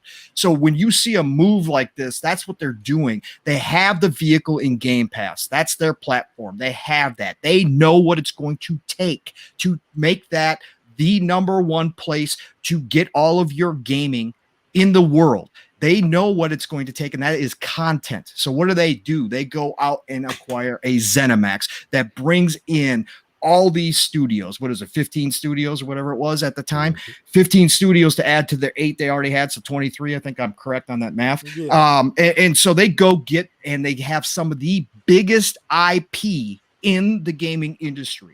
Not just now, current stuff. We're talking about the history. So you get those names underneath your umbrella. You get all those studios. You acquire all that talent. And we're starting to see the fruits of that Now we're going to see them more and more 2, 3, 4, 5 years down the road, but you're seeing all the fruits of that. And that's going to put the Game Pass into a different stratosphere when people, let's say 3 years from now, look at that and go, oh man, I get Redfall. I haven't had a chance to play that yet. Oh, I get Starfield in there. Oh man, I haven't had a chance to play that yet. That's when you start seeing that acquisition and what it means to a company like Xbox with something like Game Pass. So I think this really will define the generation. When we're at the end of this generation, and we don't know what the future is going to look like, but let's just assume with everything the way it's going right now, Game Pass, is on its way, to 50 million plus, maybe even 70 million plus by the end of the generation of subscribers, and Xbox, Microsoft is just rolling it in. They are on fire. They have acquired more talent. ZeniMax is going to be that starting point. Yes, those other acquisitions like Double Fine, Obsidian, InXile, all those are going to leave their mark as well. But ZeniMax bringing in a Todd Howard, again, God Howard, as I call him, praise his name, one of the few developers who is known by his name and by his face. Very few developers have that. Kojima, those type. But Todd Howard is another one. And we get his new baby that he's been waiting to make for 25 years, day and date in Game Pass. When Sony, we already know, was trying to lock that thing up and was trying to lock it down maybe for 2 years, right? So here, that's a full reversal right there. That's how you change the fates that you may have created for yourself in the past, is by going and doing this. And so I think at the end of the day, this ZeniMax deal will go down in history when everybody looks back and the people who, were thinking, well, I don't know how this is all going to turn out. How's this going to work? They're going to self-publish, they're going to run their own. What is going to happen here? What's going to be exclusive? What's not going to be? All those doubters, all those people that were on the fence are going to look back at the end of this generation and go, you know what? I should have seen it coming. This was the one. This was the one right here that changes Xbox's future. And that's where I stand on this. I think it's huge. I don't think it can ever be overstated, I should say, the importance of this deal. Yeah. Awesome. Yeah, no, I 100% agree. But before we move on, shout out to the $5 super chat to Victor Alstein. He said, support. Shout out to you, Vic. Appreciate you, man. Thank you so much for the super chat. This is another way to support the channel, man. Thank you so much, man. Appreciate you stopping in. I know you got to go, man, but thank you for popping in real quick, man. Shout out to Vic for the super chat. But yeah, I want to make another. I want to bring something else up, Cog, and get your quick opinion on this before we move on to Centurion and then move on to the last topic. So, would you agree that Game Pass is the actual fuse that lit all of this? Would you believe that Game Pass fueled the necessity of the studio acquisition? Yeah, I mean, it's got to be a key driver, because at the end of the day, if your intention is to be the Netflix of gaming, you need software, you need titles, you need diversity of titles, you need it from all different angles, and they're still not done. There's still more for acquisitions to happen in order for them to get to the 2 billion gamers of this grand goal that they have. So the Bethesda, the importance of it too is it signified how committed they are to that specific vision. Because once you thought about it, it's one thing to be like, okay, wow, they got Bethesda, this is great, look at these great games. But then there's another thing to be like, wait a minute, Starfield, like Pong said, is going to be in Game Pass. So now you feel like you're just getting away with something. Like you like if you're a Game Pass subscriber and you're in the Xbox ecosystem, it really feels like when you get a quality game like that, like, again, when Starfield is announced next year, one of my highly anticipated games, it's going to feel like I'm stealing. That it's literally just going to be available to download when I'm ready, ready to go. And that's the effect. And you start thinking grandiose, for the next Fallout game, the next Elder Scrolls game, how big that's going to hit.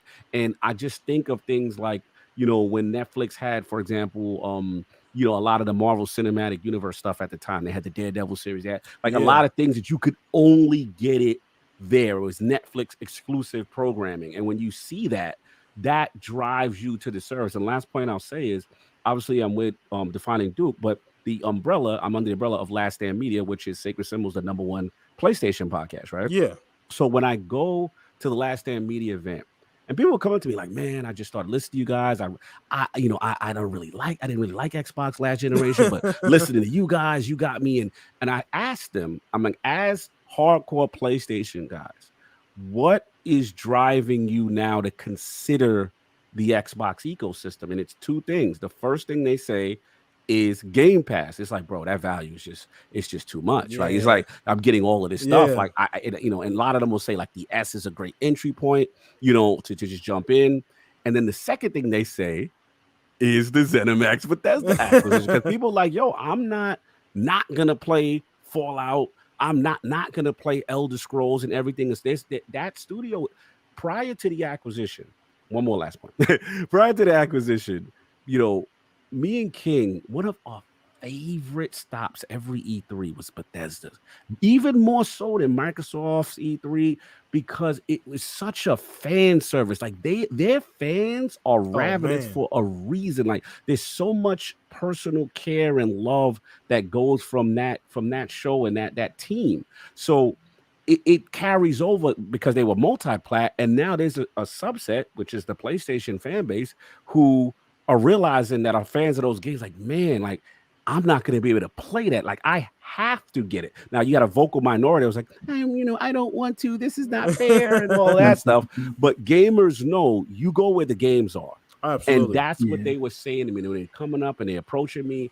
And they're like, yeah, man, like I have to seriously consider I'm getting a Series X or Series S eventually, or hey, I just got one now. And that to me showed the ripple effect of the Bethesda acquisition. Oh, absolutely. 100% spot on. I don't think we can do even better breakdown than that. So another thing too quickly before we get to you, Centurion, I wanted to bring up Cog to kind of hammer home your point, was that the portability of the deal. You brought this up earlier. Just the portability of Bethesda. Like they literally came out on stage and Todd said, look, we come to you guys for everything.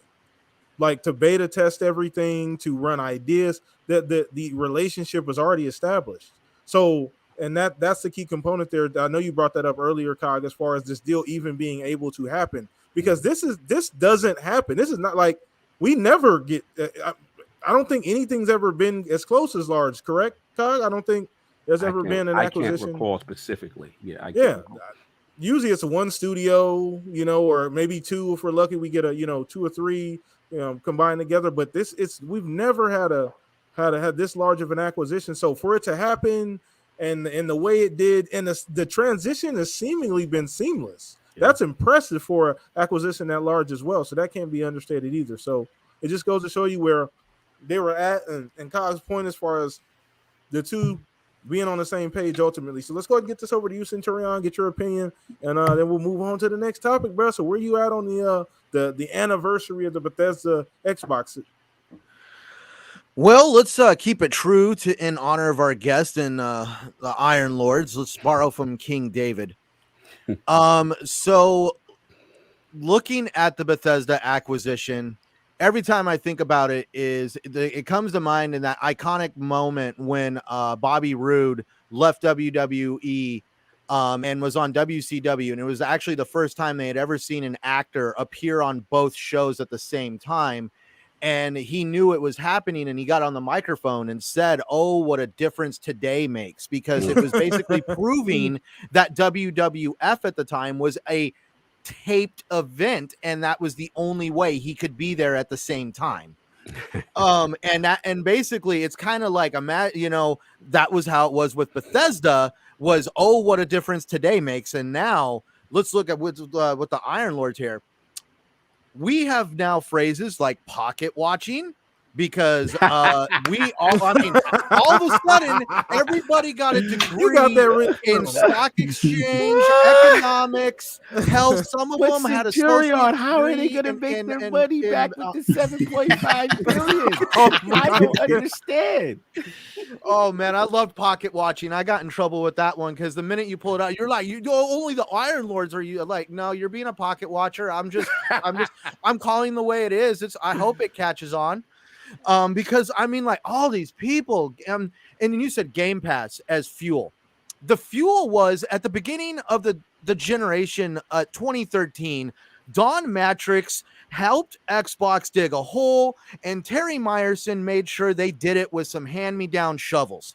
So let's just put it this way. When Phil Dominus Maximus Spencer, as King David likes to call him, was handed the Aurelius. reins Don't of forget Aurelius. Aurelius. I was gonna say there's you missing one. What if you got Aurelius Gotta- that gotta- day? Yeah, good Aurelius. day. Well, I can't Yeah. steal it all. I mean, he does it technically right, so at least we got to, But with Phil Spencer was given the reins of like, hey, Donnie D really messed this up. What can you do?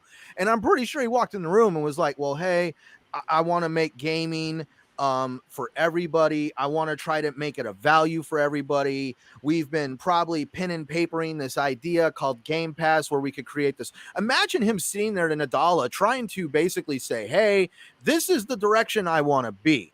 He had to save the brand, bro. Oh, dude, yeah, save the brand. Went in, redesigned the Xbox One, He gave got the birth email to the like, Xbox Phil, One S. come to the office. Yes. Mhm. Well, let's see where he started at square one with his roots.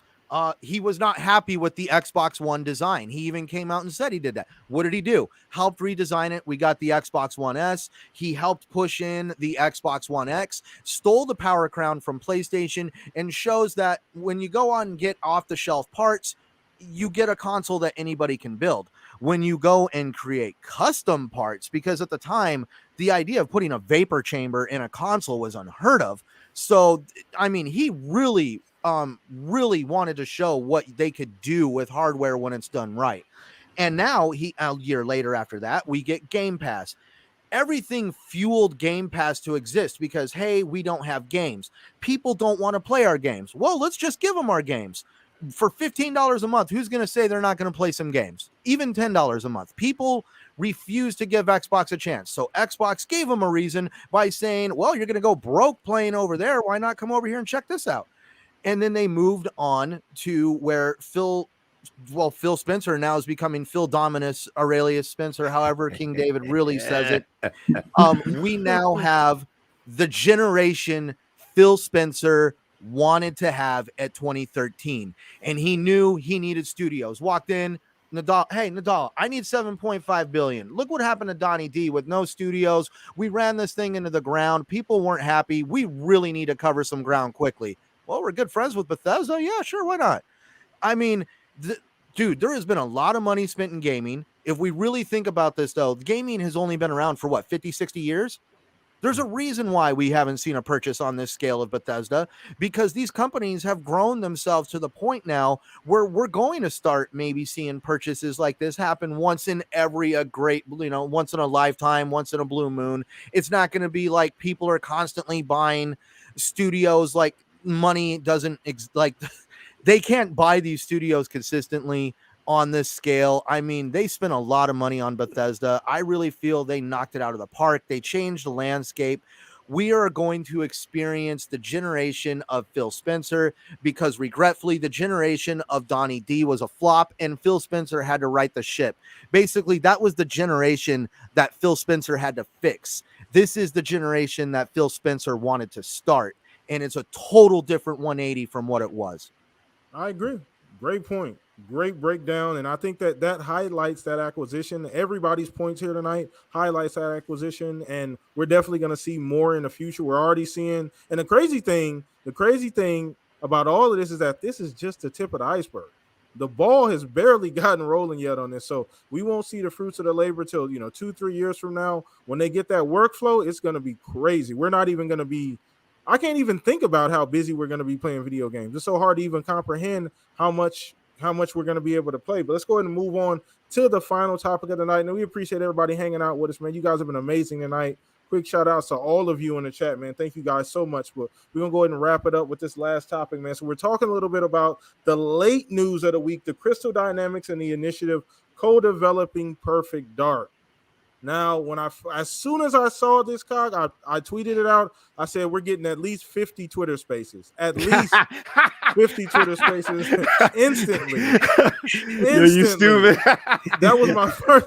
I'm like, I was right. Yeah. I was right. So Claire, you a fool. I'm like, this is not gonna go over well. So ultimately, though, just outside of that being funny, just outside of that, though, looking at it for what it is. So my issue, I guess, with the situation, I don't have an issue with the actual the actual pairing of them working together at all. I think it's normal. This happens all the time, more often than you guys think. There's tons of examples. And to me, I don't, some people, and this is my word of the day, Kyle, I've been working on my vocabulary. So extrapolate. Is that how? I like that. I've been Yeah, working on bars. that. Those are See, bars yeah. right So there. no, but I got my thesaurus over here. But anyway, yeah. So I don't know how you could get any other like information out of that. But hey, we're working together. Right. And especially knowing the context, we're smart. Like we're in the community. We have our ear to the street. This is they're not as large of a studio as you may think they are. It takes a while. They just started in 2018. They didn't just go to Indeed, hire 80 people, and then say start this game next week. That's not how it worked. I promise you. It didn't work that way. So just knowing all of that, to me, the only thing I can get out of this is that the head of Crystal Dynamics is now the head of the initiative. So there's ties there as well. I mean, it's just a collaboration to get the game done. It could be just a time thing, like we want to keep a certain time frame. You know, we have a certain time frame, and the extra help is going to keep us on track. It could be ideas, it could be polish. It may be a little bit of all of that. So I want to get your opinion. And this happened really late in the week, Todd. So this is kind of weird. And I think that's another thing that threw people off, because I saw some people saying it was almost like deliberately that they put it out late in the week to try and like bury it.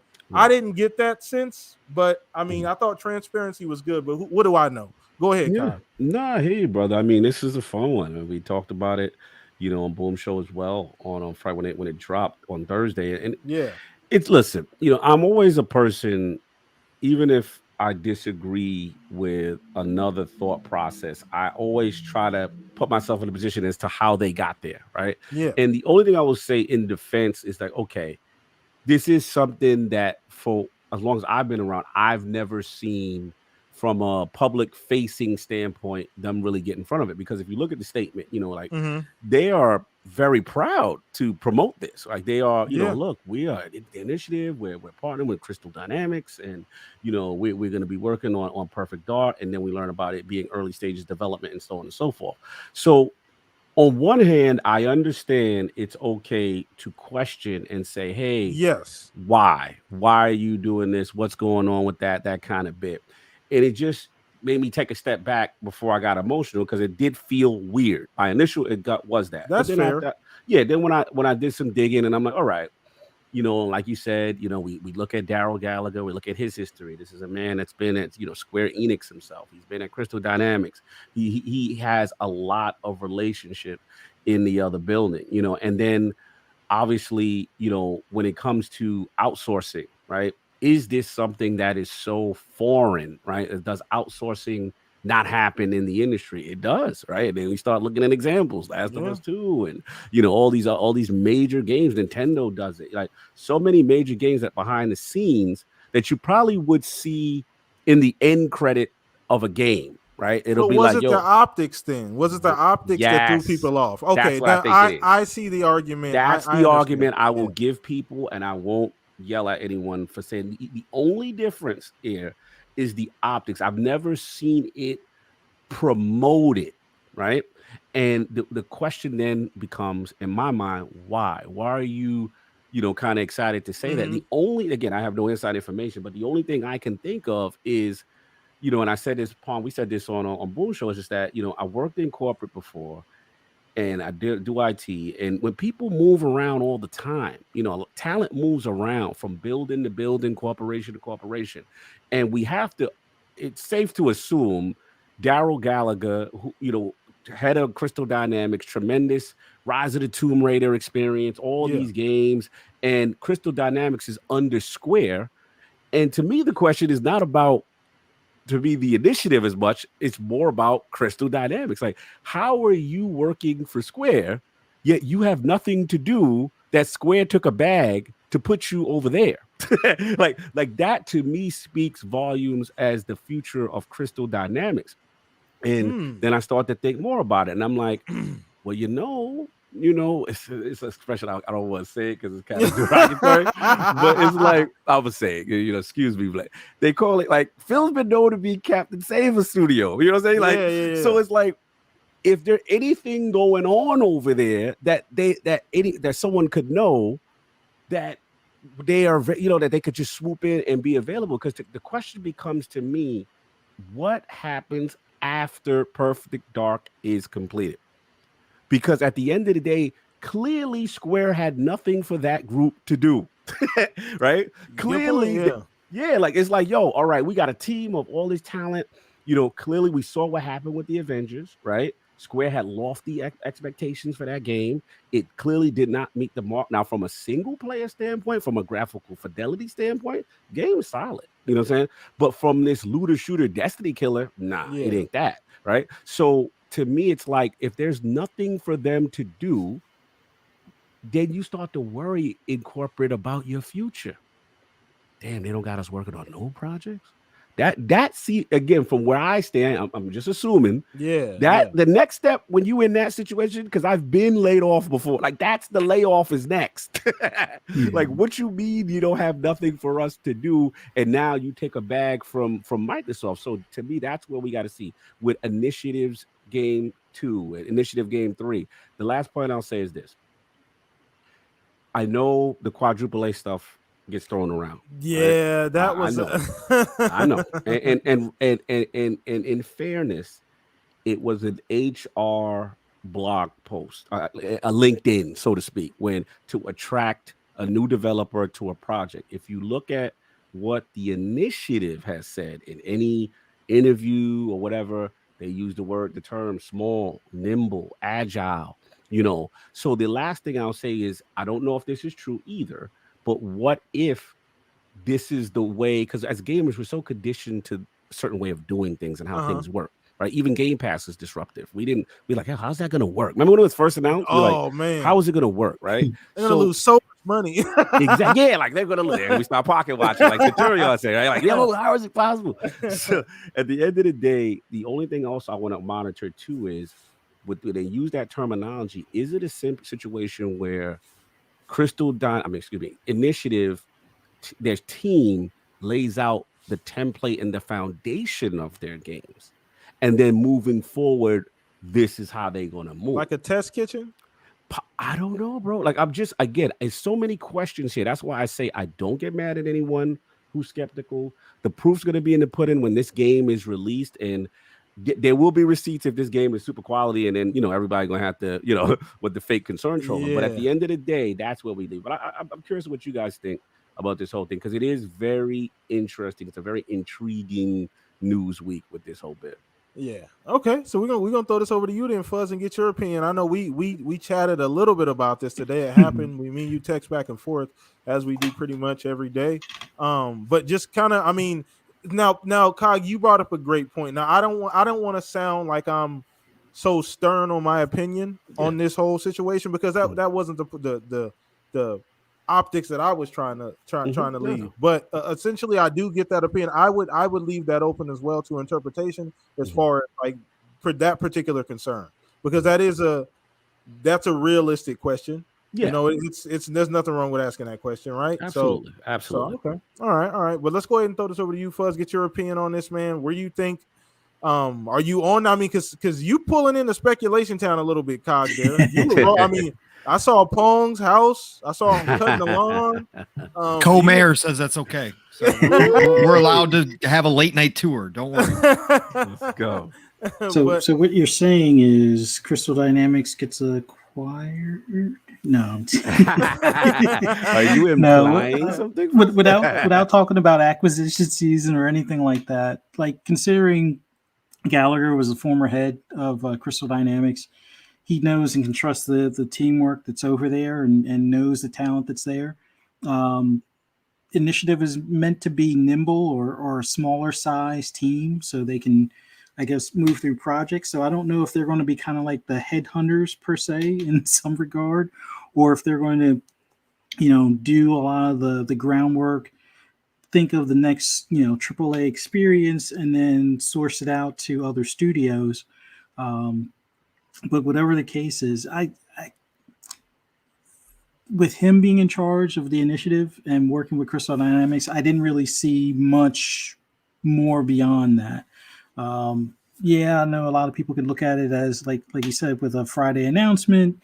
That's usually like the bad news stuff, and then the good news stuff is usually Monday. But I don't think there's that much news in it other than that we'll probably see Perfect Dark maybe a little bit sooner than later, or to at least keep it on track for within the next 2 years type of deal.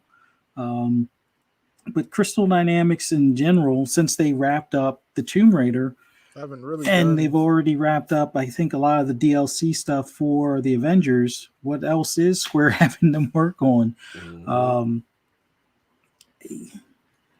I would and like. by the way, Vic go said in the chat, sorry to cut you off, Fuzz, my bad. He said SC formed a new studio to do Forspoken instead of having Crystal Dynamics do it. So I don't know if that had, I mean, obviously that maybe they were, I don't know if they were lined up to do that project and SC just decided to go elsewhere to do it. He said they decided to just form a new studio to do it. Well, that just seems kind of strange, I guess. That kind of goes back to what Cog was saying a little bit. Yeah, taking them off the assignments. It's either they're looking to close the studio, or divvy up the studio and send the talent throughout the rest of their other studios, or hopefully maybe they wind up being part of Xbox Studios instead. But it just seems weird from a Square Enix standpoint that after Tomb Raider, after the Avengers, what else are they working on, and having this project to work on, and hopefully much like Square got rid of IO, or not really got rid of, but allowed them to kind of break off and have rights to use that now, IP, right? And stuff like that. Yeah. Maybe we'll see that with Tomb Raider. Who knows? But that's once again speculation type stuff. But I just think the big focus is Perfect Dark. Let's hopefully keep this on like a tight schedule. Let's see it hopefully within 2 years. Trying to keep everything on track. I think that's more so the big deal than anything. Looking at what Xbox Studios has overall with the 35 teams, I already got the feeling that a lot of those teams already have their specific projects already pretty much lined up. And if Initiative is going to be a smaller team, Perfect Dark seems like a bigger project than what that team is sized up to be. And that doesn't appear that they want to really ramp them up to like 300 plus to be on par with doing something of that scale. But, maybe everybody was hoping for, WB and a few others, and Crystal Dynamics was under our nose the entire time. Oh, man. Threw a curveball at us. I don't know, man. We'll definitely see. A lot of that's interesting. Vic is going off in the chat. I don't know if you see that, Cog and Fuzz. Yeah, he's going off. He's throwing the conspiracy. He's connecting the dots. Got the tinfoil hat on over there. Never know what's going on in the chat. But okay. Let's throw this over to you then, Centurion. Get your opinion. This was... I guess odd is the best word I guess you could think of as far as it brought along the questions, because I don't, and Cog's right, I don't think we've ever seen anything like this publicly announced. Man. Generally it's like buried in like a blog post somewhere, or it comes after the fact. Like I believe 343 helped, or Coalition helped Rare, and a lot of the internal helped each other with those games. So things like that don't come out till after we get a documentary about the making of the game. Oh shoot, 343 helped Rare with the water, or whatever the case may be, or vice versa, something like that. But so yeah, I just, let's get your opinion on this, man. So I'm kind of with Cognito on this. I'm not going to jump to conclusions. I am a little bit, I guess the word would be trepidatious, because we are talking about. You can't top my word of the day. What the hell is trepidatious? that? No. We're not doing this. You put your thesaurus away. I'm the only all right, fine. I'm on the fence. I'm sitting on the fence. Oh man, that's terrible. Understood. Man, everybody was throwing out long words. I just wanted to do it myself. So I am on the fence about this, because we're talking about Crystal Dynamics. One of the few instances a company came out and said, sorry, we made a game exclusive. Oh yeah, they like we're talking about the letter from the. Oh, we're sorry that Rise of the Tomb Raider. I forgot about that. Is going huge to be a controversy. I mean, like, did the developers over at Final Fantasy give us an I'm sorry? I've been saying Um, that for a long. Speak on it. How about Marvel with Spider-Man? Speak And on by the it. way, with the back on like Street throw Fighter back with Capcom. Speak Oh on yeah, it. right. Uh-oh. I could go on. I didn't see the apology letter there. But continue. Xbox fans with StarCraft. Actually, we did see Aaron Greenberg come out and say get over it with the Bethesda purchase. Oh, that was funny. The But, savagery, yeah. So, but I do every time we talked about bringing back a game, Perfect Dark is fitting, at least for the world we live in today. I mean, there is definitely a heavy emphasis on entertainment for strong female roles. And whenever we talk about strong female roles in gaming, what's the first one that comes up? Tomb Raider. Tomb Raider. True. And we're talking about a team that has a background in helping craft a strong female presence in a game. They know how to create semi sandbox open worlds. I mean, like, let's look at the last Tomb Raider game. You're running around in a village, climbing all over everything, looking for the collectibles, interacting with the environment. But then you go over a couple corridors over and you're in a gunfight. So they actually know how to craft some worlds that actually are like living, breathing environments, but are still kind of, I guess you would say, linear, because they are flowing you to the next goal in the game. But they also, let's look at it, they have a lot of emphasis and background in motion capture, especially when it comes to doing the female form. I mean, you could sit there. I mean, like the hair in Tomb Raider, when she was running, watching the hair bob around and everything, they have a very pedigreed background in helping crafting experiences, especially around a strong female role, like I said.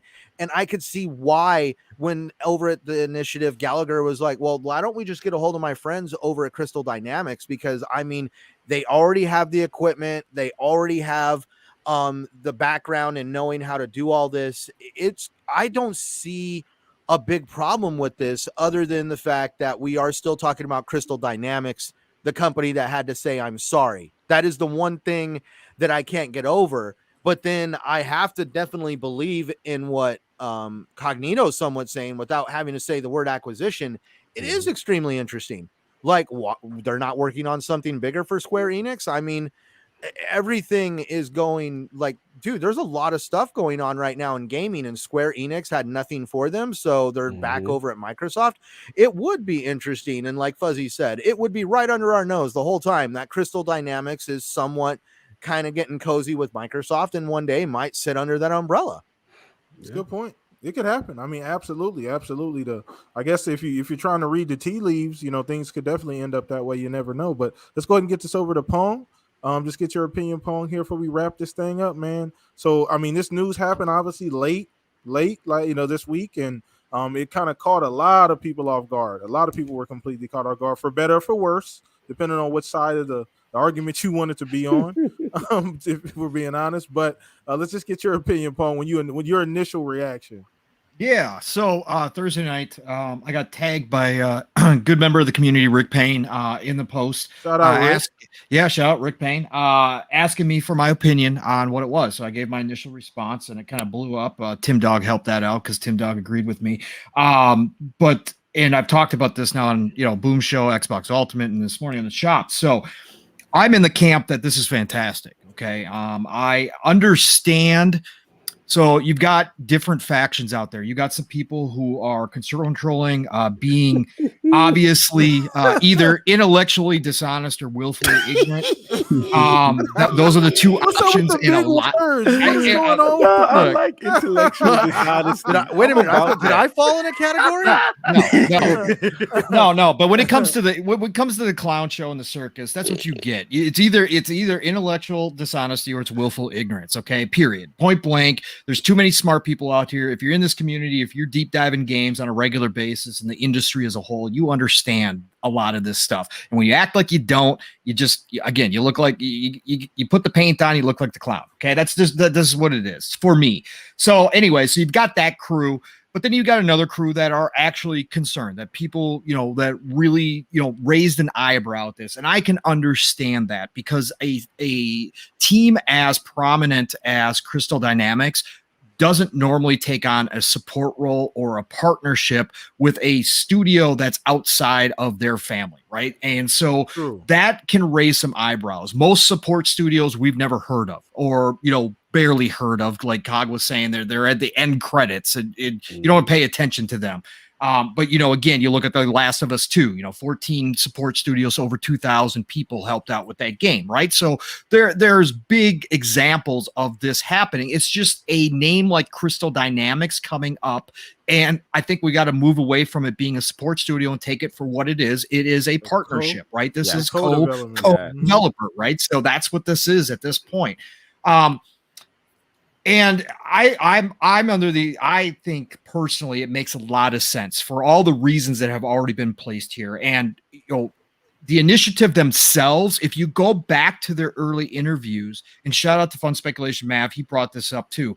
You can see they said things about using a outside studio or using a studio, bringing people in to help with the game, right? So this was something that's been in the works. So from my perspective, we're in Speculation Town, we're looking at this. This is something that was discussed very early on when Phil first hired Daryl and brought him on board, and they started talking about what the project was going to be. And once they agreed upon that it was going to be Perfect Dark, that they were going to bring Joanna Dark back, look, we've heard Satya and Phil both come out and say how hard it is to build a studio from scratch. Like you said, PTK, you can't go to Indeed, throw out a want ad and hire 200 people, right? That's not how it works in this industry. And we just talked about how big this industry is, how much talent there is. Well, all that talent is getting hired by people. Right now, it's highly competitive, right? This is one of those industries where you can't just go and find people off the street to work for you. Okay. And there you got, if you do find somebody you want, guess what? You probably got 5 other suitors right behind you looking to try to hire them. Right. So this is highly competitive. Now we've seen the initiative do great things, going out and finding some of the best talent from some of the biggest studios in the industry. Rockstar, again, you can go to Crystal Dynamics. They obviously pulled people from Naughty Dog, Sony Santa Monica, right? So they've pulled some of the big names that they can, but you're still not going to be able to get a full team to work on a project. Again, this is not a small game. We're talking about a big project. AAA, quadruple A, whatever you want to call it at the end of the day. And I know that whole thing has been overblown. I used it in my tweet and people were calling me out for it. Look, at the end of the day, when you put that kind of talent together under one roof, and when you have Phil come out and say, hey, this team is looking to do things differently, and this team is looking to basically push the bar, there is no doubt that's exactly what they're trying to do. So, again, if we want to add another A on there or not, who cares at the end of the day? This team is not coming out to make a mediocre game. This team is not coming here to fill in a AA space. This team is here to push that bar, to push whatever game they're going to work on right now, being Perfect Dark, to the next level. So that was part of the plan from the beginning. So they put together this base core of, I think it's like 70 right now, team, right? I think that at that point when they were talking about the plans and Daryl and Phil was sitting down and they agreed upon this, I think Daryl said, look, we can put together a studio, but we can only make it so big so fast. If you want Perfect Dark out within the next, let's say 4 or 5 years, we're going to have to think outside the box here. So what we can do is we can put together the core team, and this is where Cog, you and I, great minds think alike. I talked about this on Xbox Ultimate and talked about this on Living Split Screen this morning. That this might be the way they do development going forward. This might be from the plan from the beginning. That's why they said we're going to remain small. We're going to be agile. Guess what? We are going to be the brains behind the operation, and we are going to go out and hire the workforce. That's what we're going to do. We're going to come up with the base. We're going to lay the foundation of whatever project we're working on. We're going to have all these awesome, amazing people from everywhere come in, pour all their creative juices together, get that laid out, and then guess what? We're going to go find mercenaries to build it for us. Maybe we can use an internal team. Well, guess what? Right now, all the teams are busy. That's good news for Xbox, right? All the teams are busy. They already pulled some people to help with Halo, Turn 10, Coalition. So they already put some projects on hold to do that. Now they're getting those projects back on, track or whatever they're laying out for themselves. maybe Xbox didn't want to pull another team. So they said, okay, look, we can't pull another team from Xbox. What do you want to do? Daryl said, guess what? I know a great team already. I used to run that team. Go talk to Square, talk to them about Crystal Dynamics, see what their plans are, see Send what the them a roadmap is. check.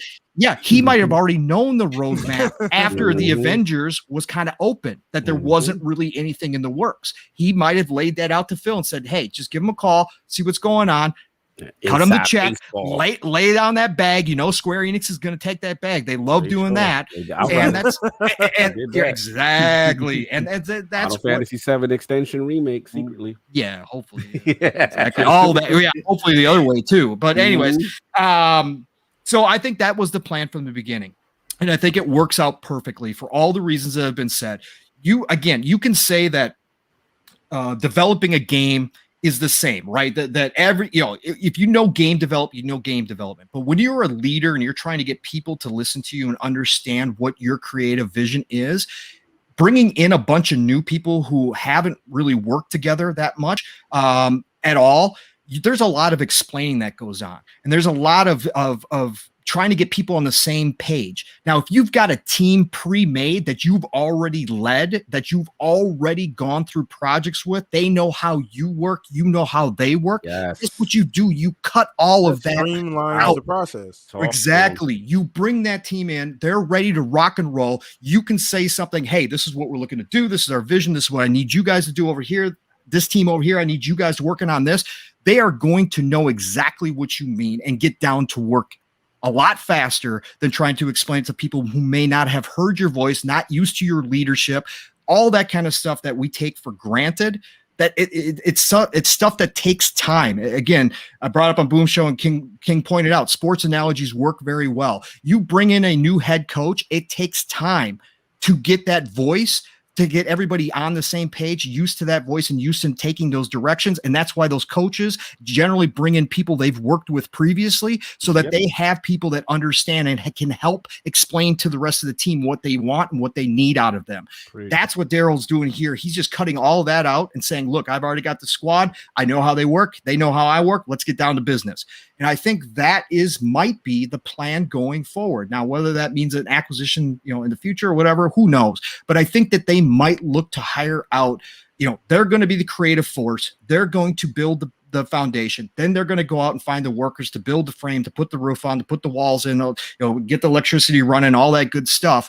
And I think that might be the future plans of the initiative. It makes sense from some of the things that they've said.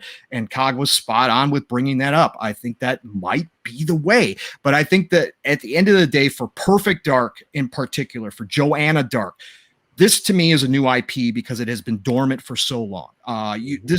There are two generations of gamers right now who either A, probably don't have any clue who Joanna Dark and what Perfect Dark's about, or B, have heard about it from other gamers that may have played it. Some of us old heads, right? But again, the 360 version wasn't even that good or well received. You got to go back to N64. Yeah, you got to go back to N64. I got the steelbook. Yeah. So this IP is basically brand new at this point, and they're going to take it. They're not going to go back and use what was already there. Yes, they're going to use Joanna Dark. They're going to use some of the basics, the spies and that kind of stuff. But they are looking to actually just create something brand new and fresh out of this. And I think that for Perfect Dark to have a team, Crystal Dynamics, that did the same thing with one of the most iconic characters in the gaming world, right? Not take female out of it for a minute. Just one of the most iconic characters, period, to bring her forward to current day and reinvent her and fill her entire existence out.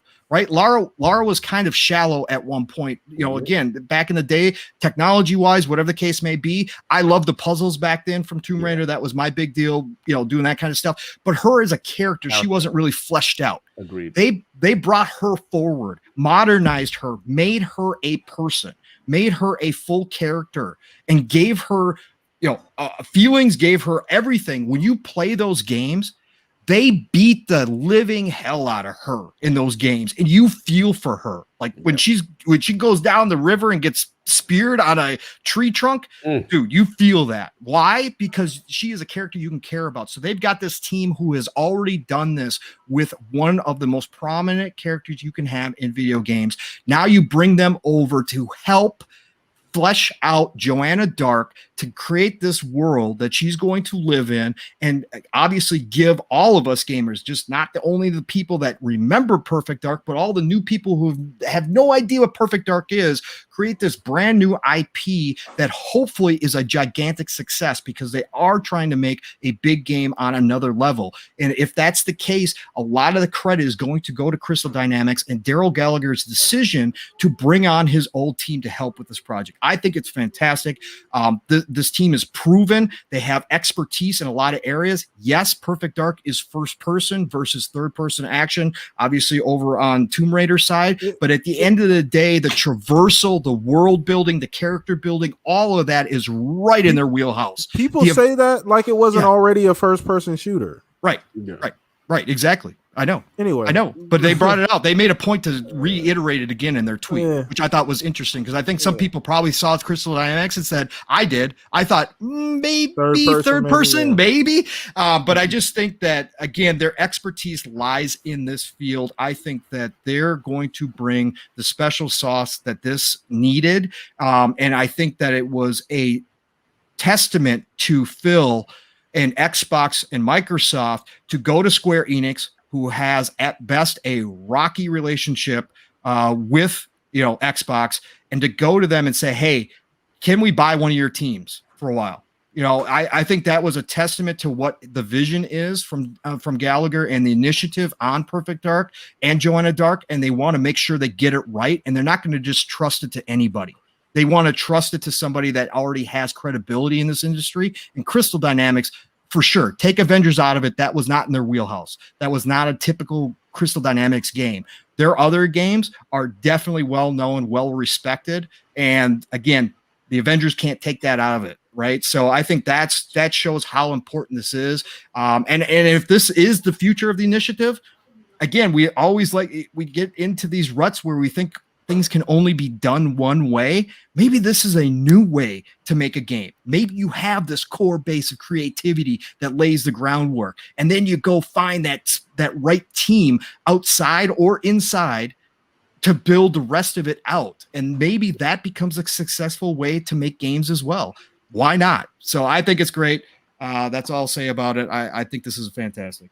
No, once again, there's a lot of different ways to look at this, and I think the big thing is it caught a lot of people off guard. So the immediate knee-jerk reaction, and I did see some people like double back on their takes. Obviously, I'm not going to throw any names out there, but some people double backed after kind of sitting down, processing the information. So once again, we don't know. I mean, those hot takes they could all come to fruition. Yeah. We gotta wait. We gotta wait. So always. We don't know anything. We haven't seen anything other than a teaser trailer. Let's wait to see what's coming out of this. Right? Exactly. So I think it's just best that we kind of sit on our hands on this one for a little while and let them cook up, let them get the help that they need, and because that's what we've always asked anyway. We get upset when these games come out broken, but we want to rush these studios to put the games out. So we'll give them some time, give them all the time they need. But that's pretty much going to go ahead and wrap up the topics here for today, man. It was an amazing podcast. Once again, we had an amazing guest. Shout out to Chad. You guys were awesome today. I saw some new faces in here, man. We greatly appreciate you guys stopping through.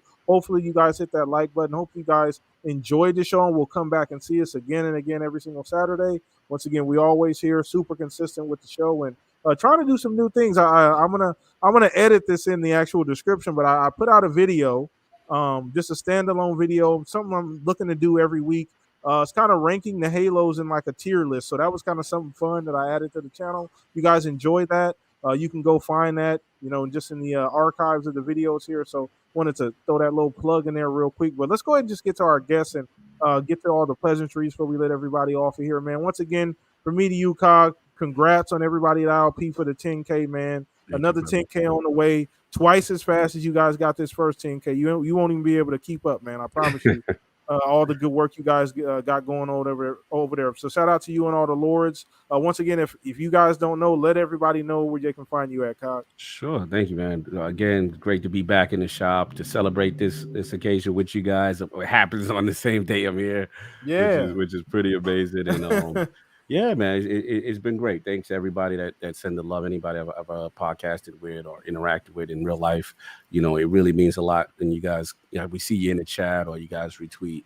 All that stuff means a lot. Because the way I look at it is, I never looked at myself as like we're these superstars. Like we're the regular content creators that's going to come up. It's weird, right? So it's just like at the end of the day. But salute everybody, man. It's love. You already know at Lord Cognito on Twitter. Check us out. Tomorrow will be the Lord's Day, 11 a.m. That NFL football friendly time. While everybody's teams are still in contention. So we'll be 11 a.m. Eastern. We'll have the homie King Phoenix will be in the building. We'll hear his story. You know what I'm saying? And we got a lot of fun stuff playing. King definitely has some fun stuff playing. I'm telling y'all right now. I got off the phone with him before I jumped on what? it. Yeah, we got some fun stuff planned just to kind of give back and celebrate this little journey that we've been doing. And I appreciate everyone that's been following me at Defining Duke, Mr. Matty Plays, Last Stand Media, the whole team. It's really been a pleasure to do that and Defining Duke Ultimate. So anybody that's been catching that, we appreciate the support there. Obviously, for my Destiny Only Cats, Last Word Podcast, my brother Ebontis and Ty Guy Travis, formerly of IGN. No, he's still with IGN. What am I talking about? Formerly? He's still with IGN. But you making an acquisition over there? Well, we acquired him for our Destiny project. But that man still works for IGN. But a King would have him work for lordsofgaming.net if it's up to King. Nice. But yeah, man. Again, salute the home team, Lognet. But much love. A lot of writers from all over the world who choose to write with us. Kind of for the community, by the community kind of a deal. And yeah, man, it's been a great day, man. I really enjoyed the topic. Salute to you. Blam. The shop is lit. Centurion, always good talk with you in the DMs. Fuzzy's the homie. Always see him on Xbox Live. Always check to see what he's gaming. Little achievement popping, you know what I'm saying, kind of thing. And of course, Pong. It's been too long. It's only been 2 days, but these long gaps, these stretches that we have. Right. I don't know how you guys do it. I don't. Yeah, man. Apart. Yeah, I don't know. It feels like years, but anyway, but much love, y'all. This is a lot of fun topics lit, and I always love supporting you guys. Because you guys, in my opinion, do things the right way, and the conversations are the types that I like to, interact with, those intellectual conversations. So salute to the shop. Appreciate you, man. Thank you. And that's high praise coming from someone like you. Like I said before, me and you go way back. You know what I'm saying? From the first couple of years I started the podcast, you always supported the show. You were one of the first people to reach out and just show support and show love and come on the show and just support me and support what we got going on here. So I'll always be in debt. So you can always count on me and reach out. And, if you got anything going on, you and the Lords, man, hit me up, let me know. Yeah, for sure. Greatly appreciate you guys. Too, yeah. It got to happen at some point in time, man. Sure. And once again, doors are always open here. You got the hall pass. So don't come at me asking. I get the VIP. I get a section. Exactly. Yeah. You can pop bottles. You can spray. You got the velvet couch. All of that good stuff. Much love, brother. But appreciate you guys. And like I said, much success, man, going forward. And once again, Chad, if you guys have not already, do me a favor. Go follow everyone over there. All of that information down in the description, the website, everything, all of the Twitter stuff. Go follow them. They got a phenomenal conglomerate going on over there. It's a LLC now. It's a real deal. So got a lot of things cooking up. But once again, appreciate you taking a little bit of time out of your Saturday to hang with us. So let's go ahead and get over to my compadres here, man. Centurion, let everybody know where they can find you, bro. Well, guys, it's been another amazing show this Saturday. I had total blast. Thank you to Mr. Cognito for being here. It's always an honor and privilege to be able to conversate with you and talk gaming and everything in between. Thank you to everybody out in the chat for joining us. And for those interested in finding me, you can find me at Centurion1307 on Twitter, YouTube, and of course, Xbox Live. You can find me right here every Saturday night on the Shop Podcast, and you can also find me every Sunday night on the TXR Podcast. Appreciate you, man. Once again, go follow him as well. The YouTube's cooking up. He drops super cool videos, super informative. So stay tuned, stay locked on the Twitter account for that. And once again, thank you, Centurion, as well. Always adding to the show, man. And Pong Harvey, man, cooking up. This is about your 26th show this week. But you still, Yep. No lie. No lie. but we love you, Pong. Like I said, man, you're the battery of the podcast, bro. You just bring the energy every week. I appreciate you, man. Wouldn't want to do this without you, bro. But let everybody know what they got you, what you got cooking up. I mean, Yeah, absolutely. First, again, absolute pleasure and honor to be on another show with Lord Cognito. Congrats to you again, sir, and the entire ILP for the 10K hit. Again, you guys should be at 100K, but that's coming. it's coming. That's coming. So, but anyways, again, it really is. I look up to you guys so much and what you guys do over there. Appreciate it. All the time, man. You guys, like I told you on Boom Show, you teach even when you know you're not teaching, because I'm watching you guys and learning. So I absolutely love it. Fuzzy Centurion PTK, absolutely great show. Awesome. PTK just killing it with the guests as always. I love this to end my Saturday night. Absolutely love it. Thank you all for being here. Chat, you guys are absolutely phenomenal. We can't do this without you. All the familiar faces, the new people that showed up tonight. Again, like PTK said, hope you like what you heard. Hope you come back and see us again next Saturday. This is the type of show you're going to get. Like Cog said, PTK does it the right way. This is what you get. I love being here. So hope to see you all here, but thank you. Nothing but love and respect for all of you. Find me Pong Soul, Xbox, Twitter. You know the drill there. Obviously Tuesdays, Xbox Factor podcast with Mr. Boomstick over on Double Barrel Gaming, Zemi Games, 3-Bits taking a little vacation for a while, but Mav's been filling in. Chat. Shout out 3-Bits. Yeah, exactly. 3-Bits in the chat, but Mav's been filling in, so you never know who you're going to get. Steele dropped by last week because he had an opportunity. So great show on Tuesdays, 12 p.m. Eastern, 11 o'clock Central. Friday nights, Xbox Ultimate Fun Speculation, a.k.a. Mav, his amazing wife, Caitlin, and the rest of the Magnificent 7, 9 p.m. Eastern, 8 o'clock Central Time. Saturday mornings, you guys know the drill. Set those alarms, have it programmed, because Steel, Rain, and myself, my brother from another, and I are going to wake you up. That's right. We bring the energy. All you got to do is just roll over, turn it on your phone, have it in the background. Boomstick listens to it while he's doing his morning chores. We don't care what you do. Just come by, listen to us. Steel and I go for about 2.5, 3 hours, sometimes 4 hours, just him and I rocking out. We love talking games. We talk the entire industry. Drop on by, check us out, 10 a.m. Eastern, 9 o'clock Central Time, 3 p.m. UK time. And then, of course, I will be back here next week on the Shop Podcast. Love you all. The golden age of gaming is upon us. Take it from somebody who's been doing this for 4 decades, playing games. It is here. This is the best time. Go out there, play what you love what you play. We'll talk to you real soon. Man, shout out to you, Pong. Man, like I said, battery of the podcast. Superstar in the making, you know how that goes. But I appreciate you, Pong, every single week, man. You always cooking up, bringing the energy. And last but not least, this is the yin and yang of the podcast here. Pong and Fuzz kind of balance everything out. I'm kind of a little bit in between the two.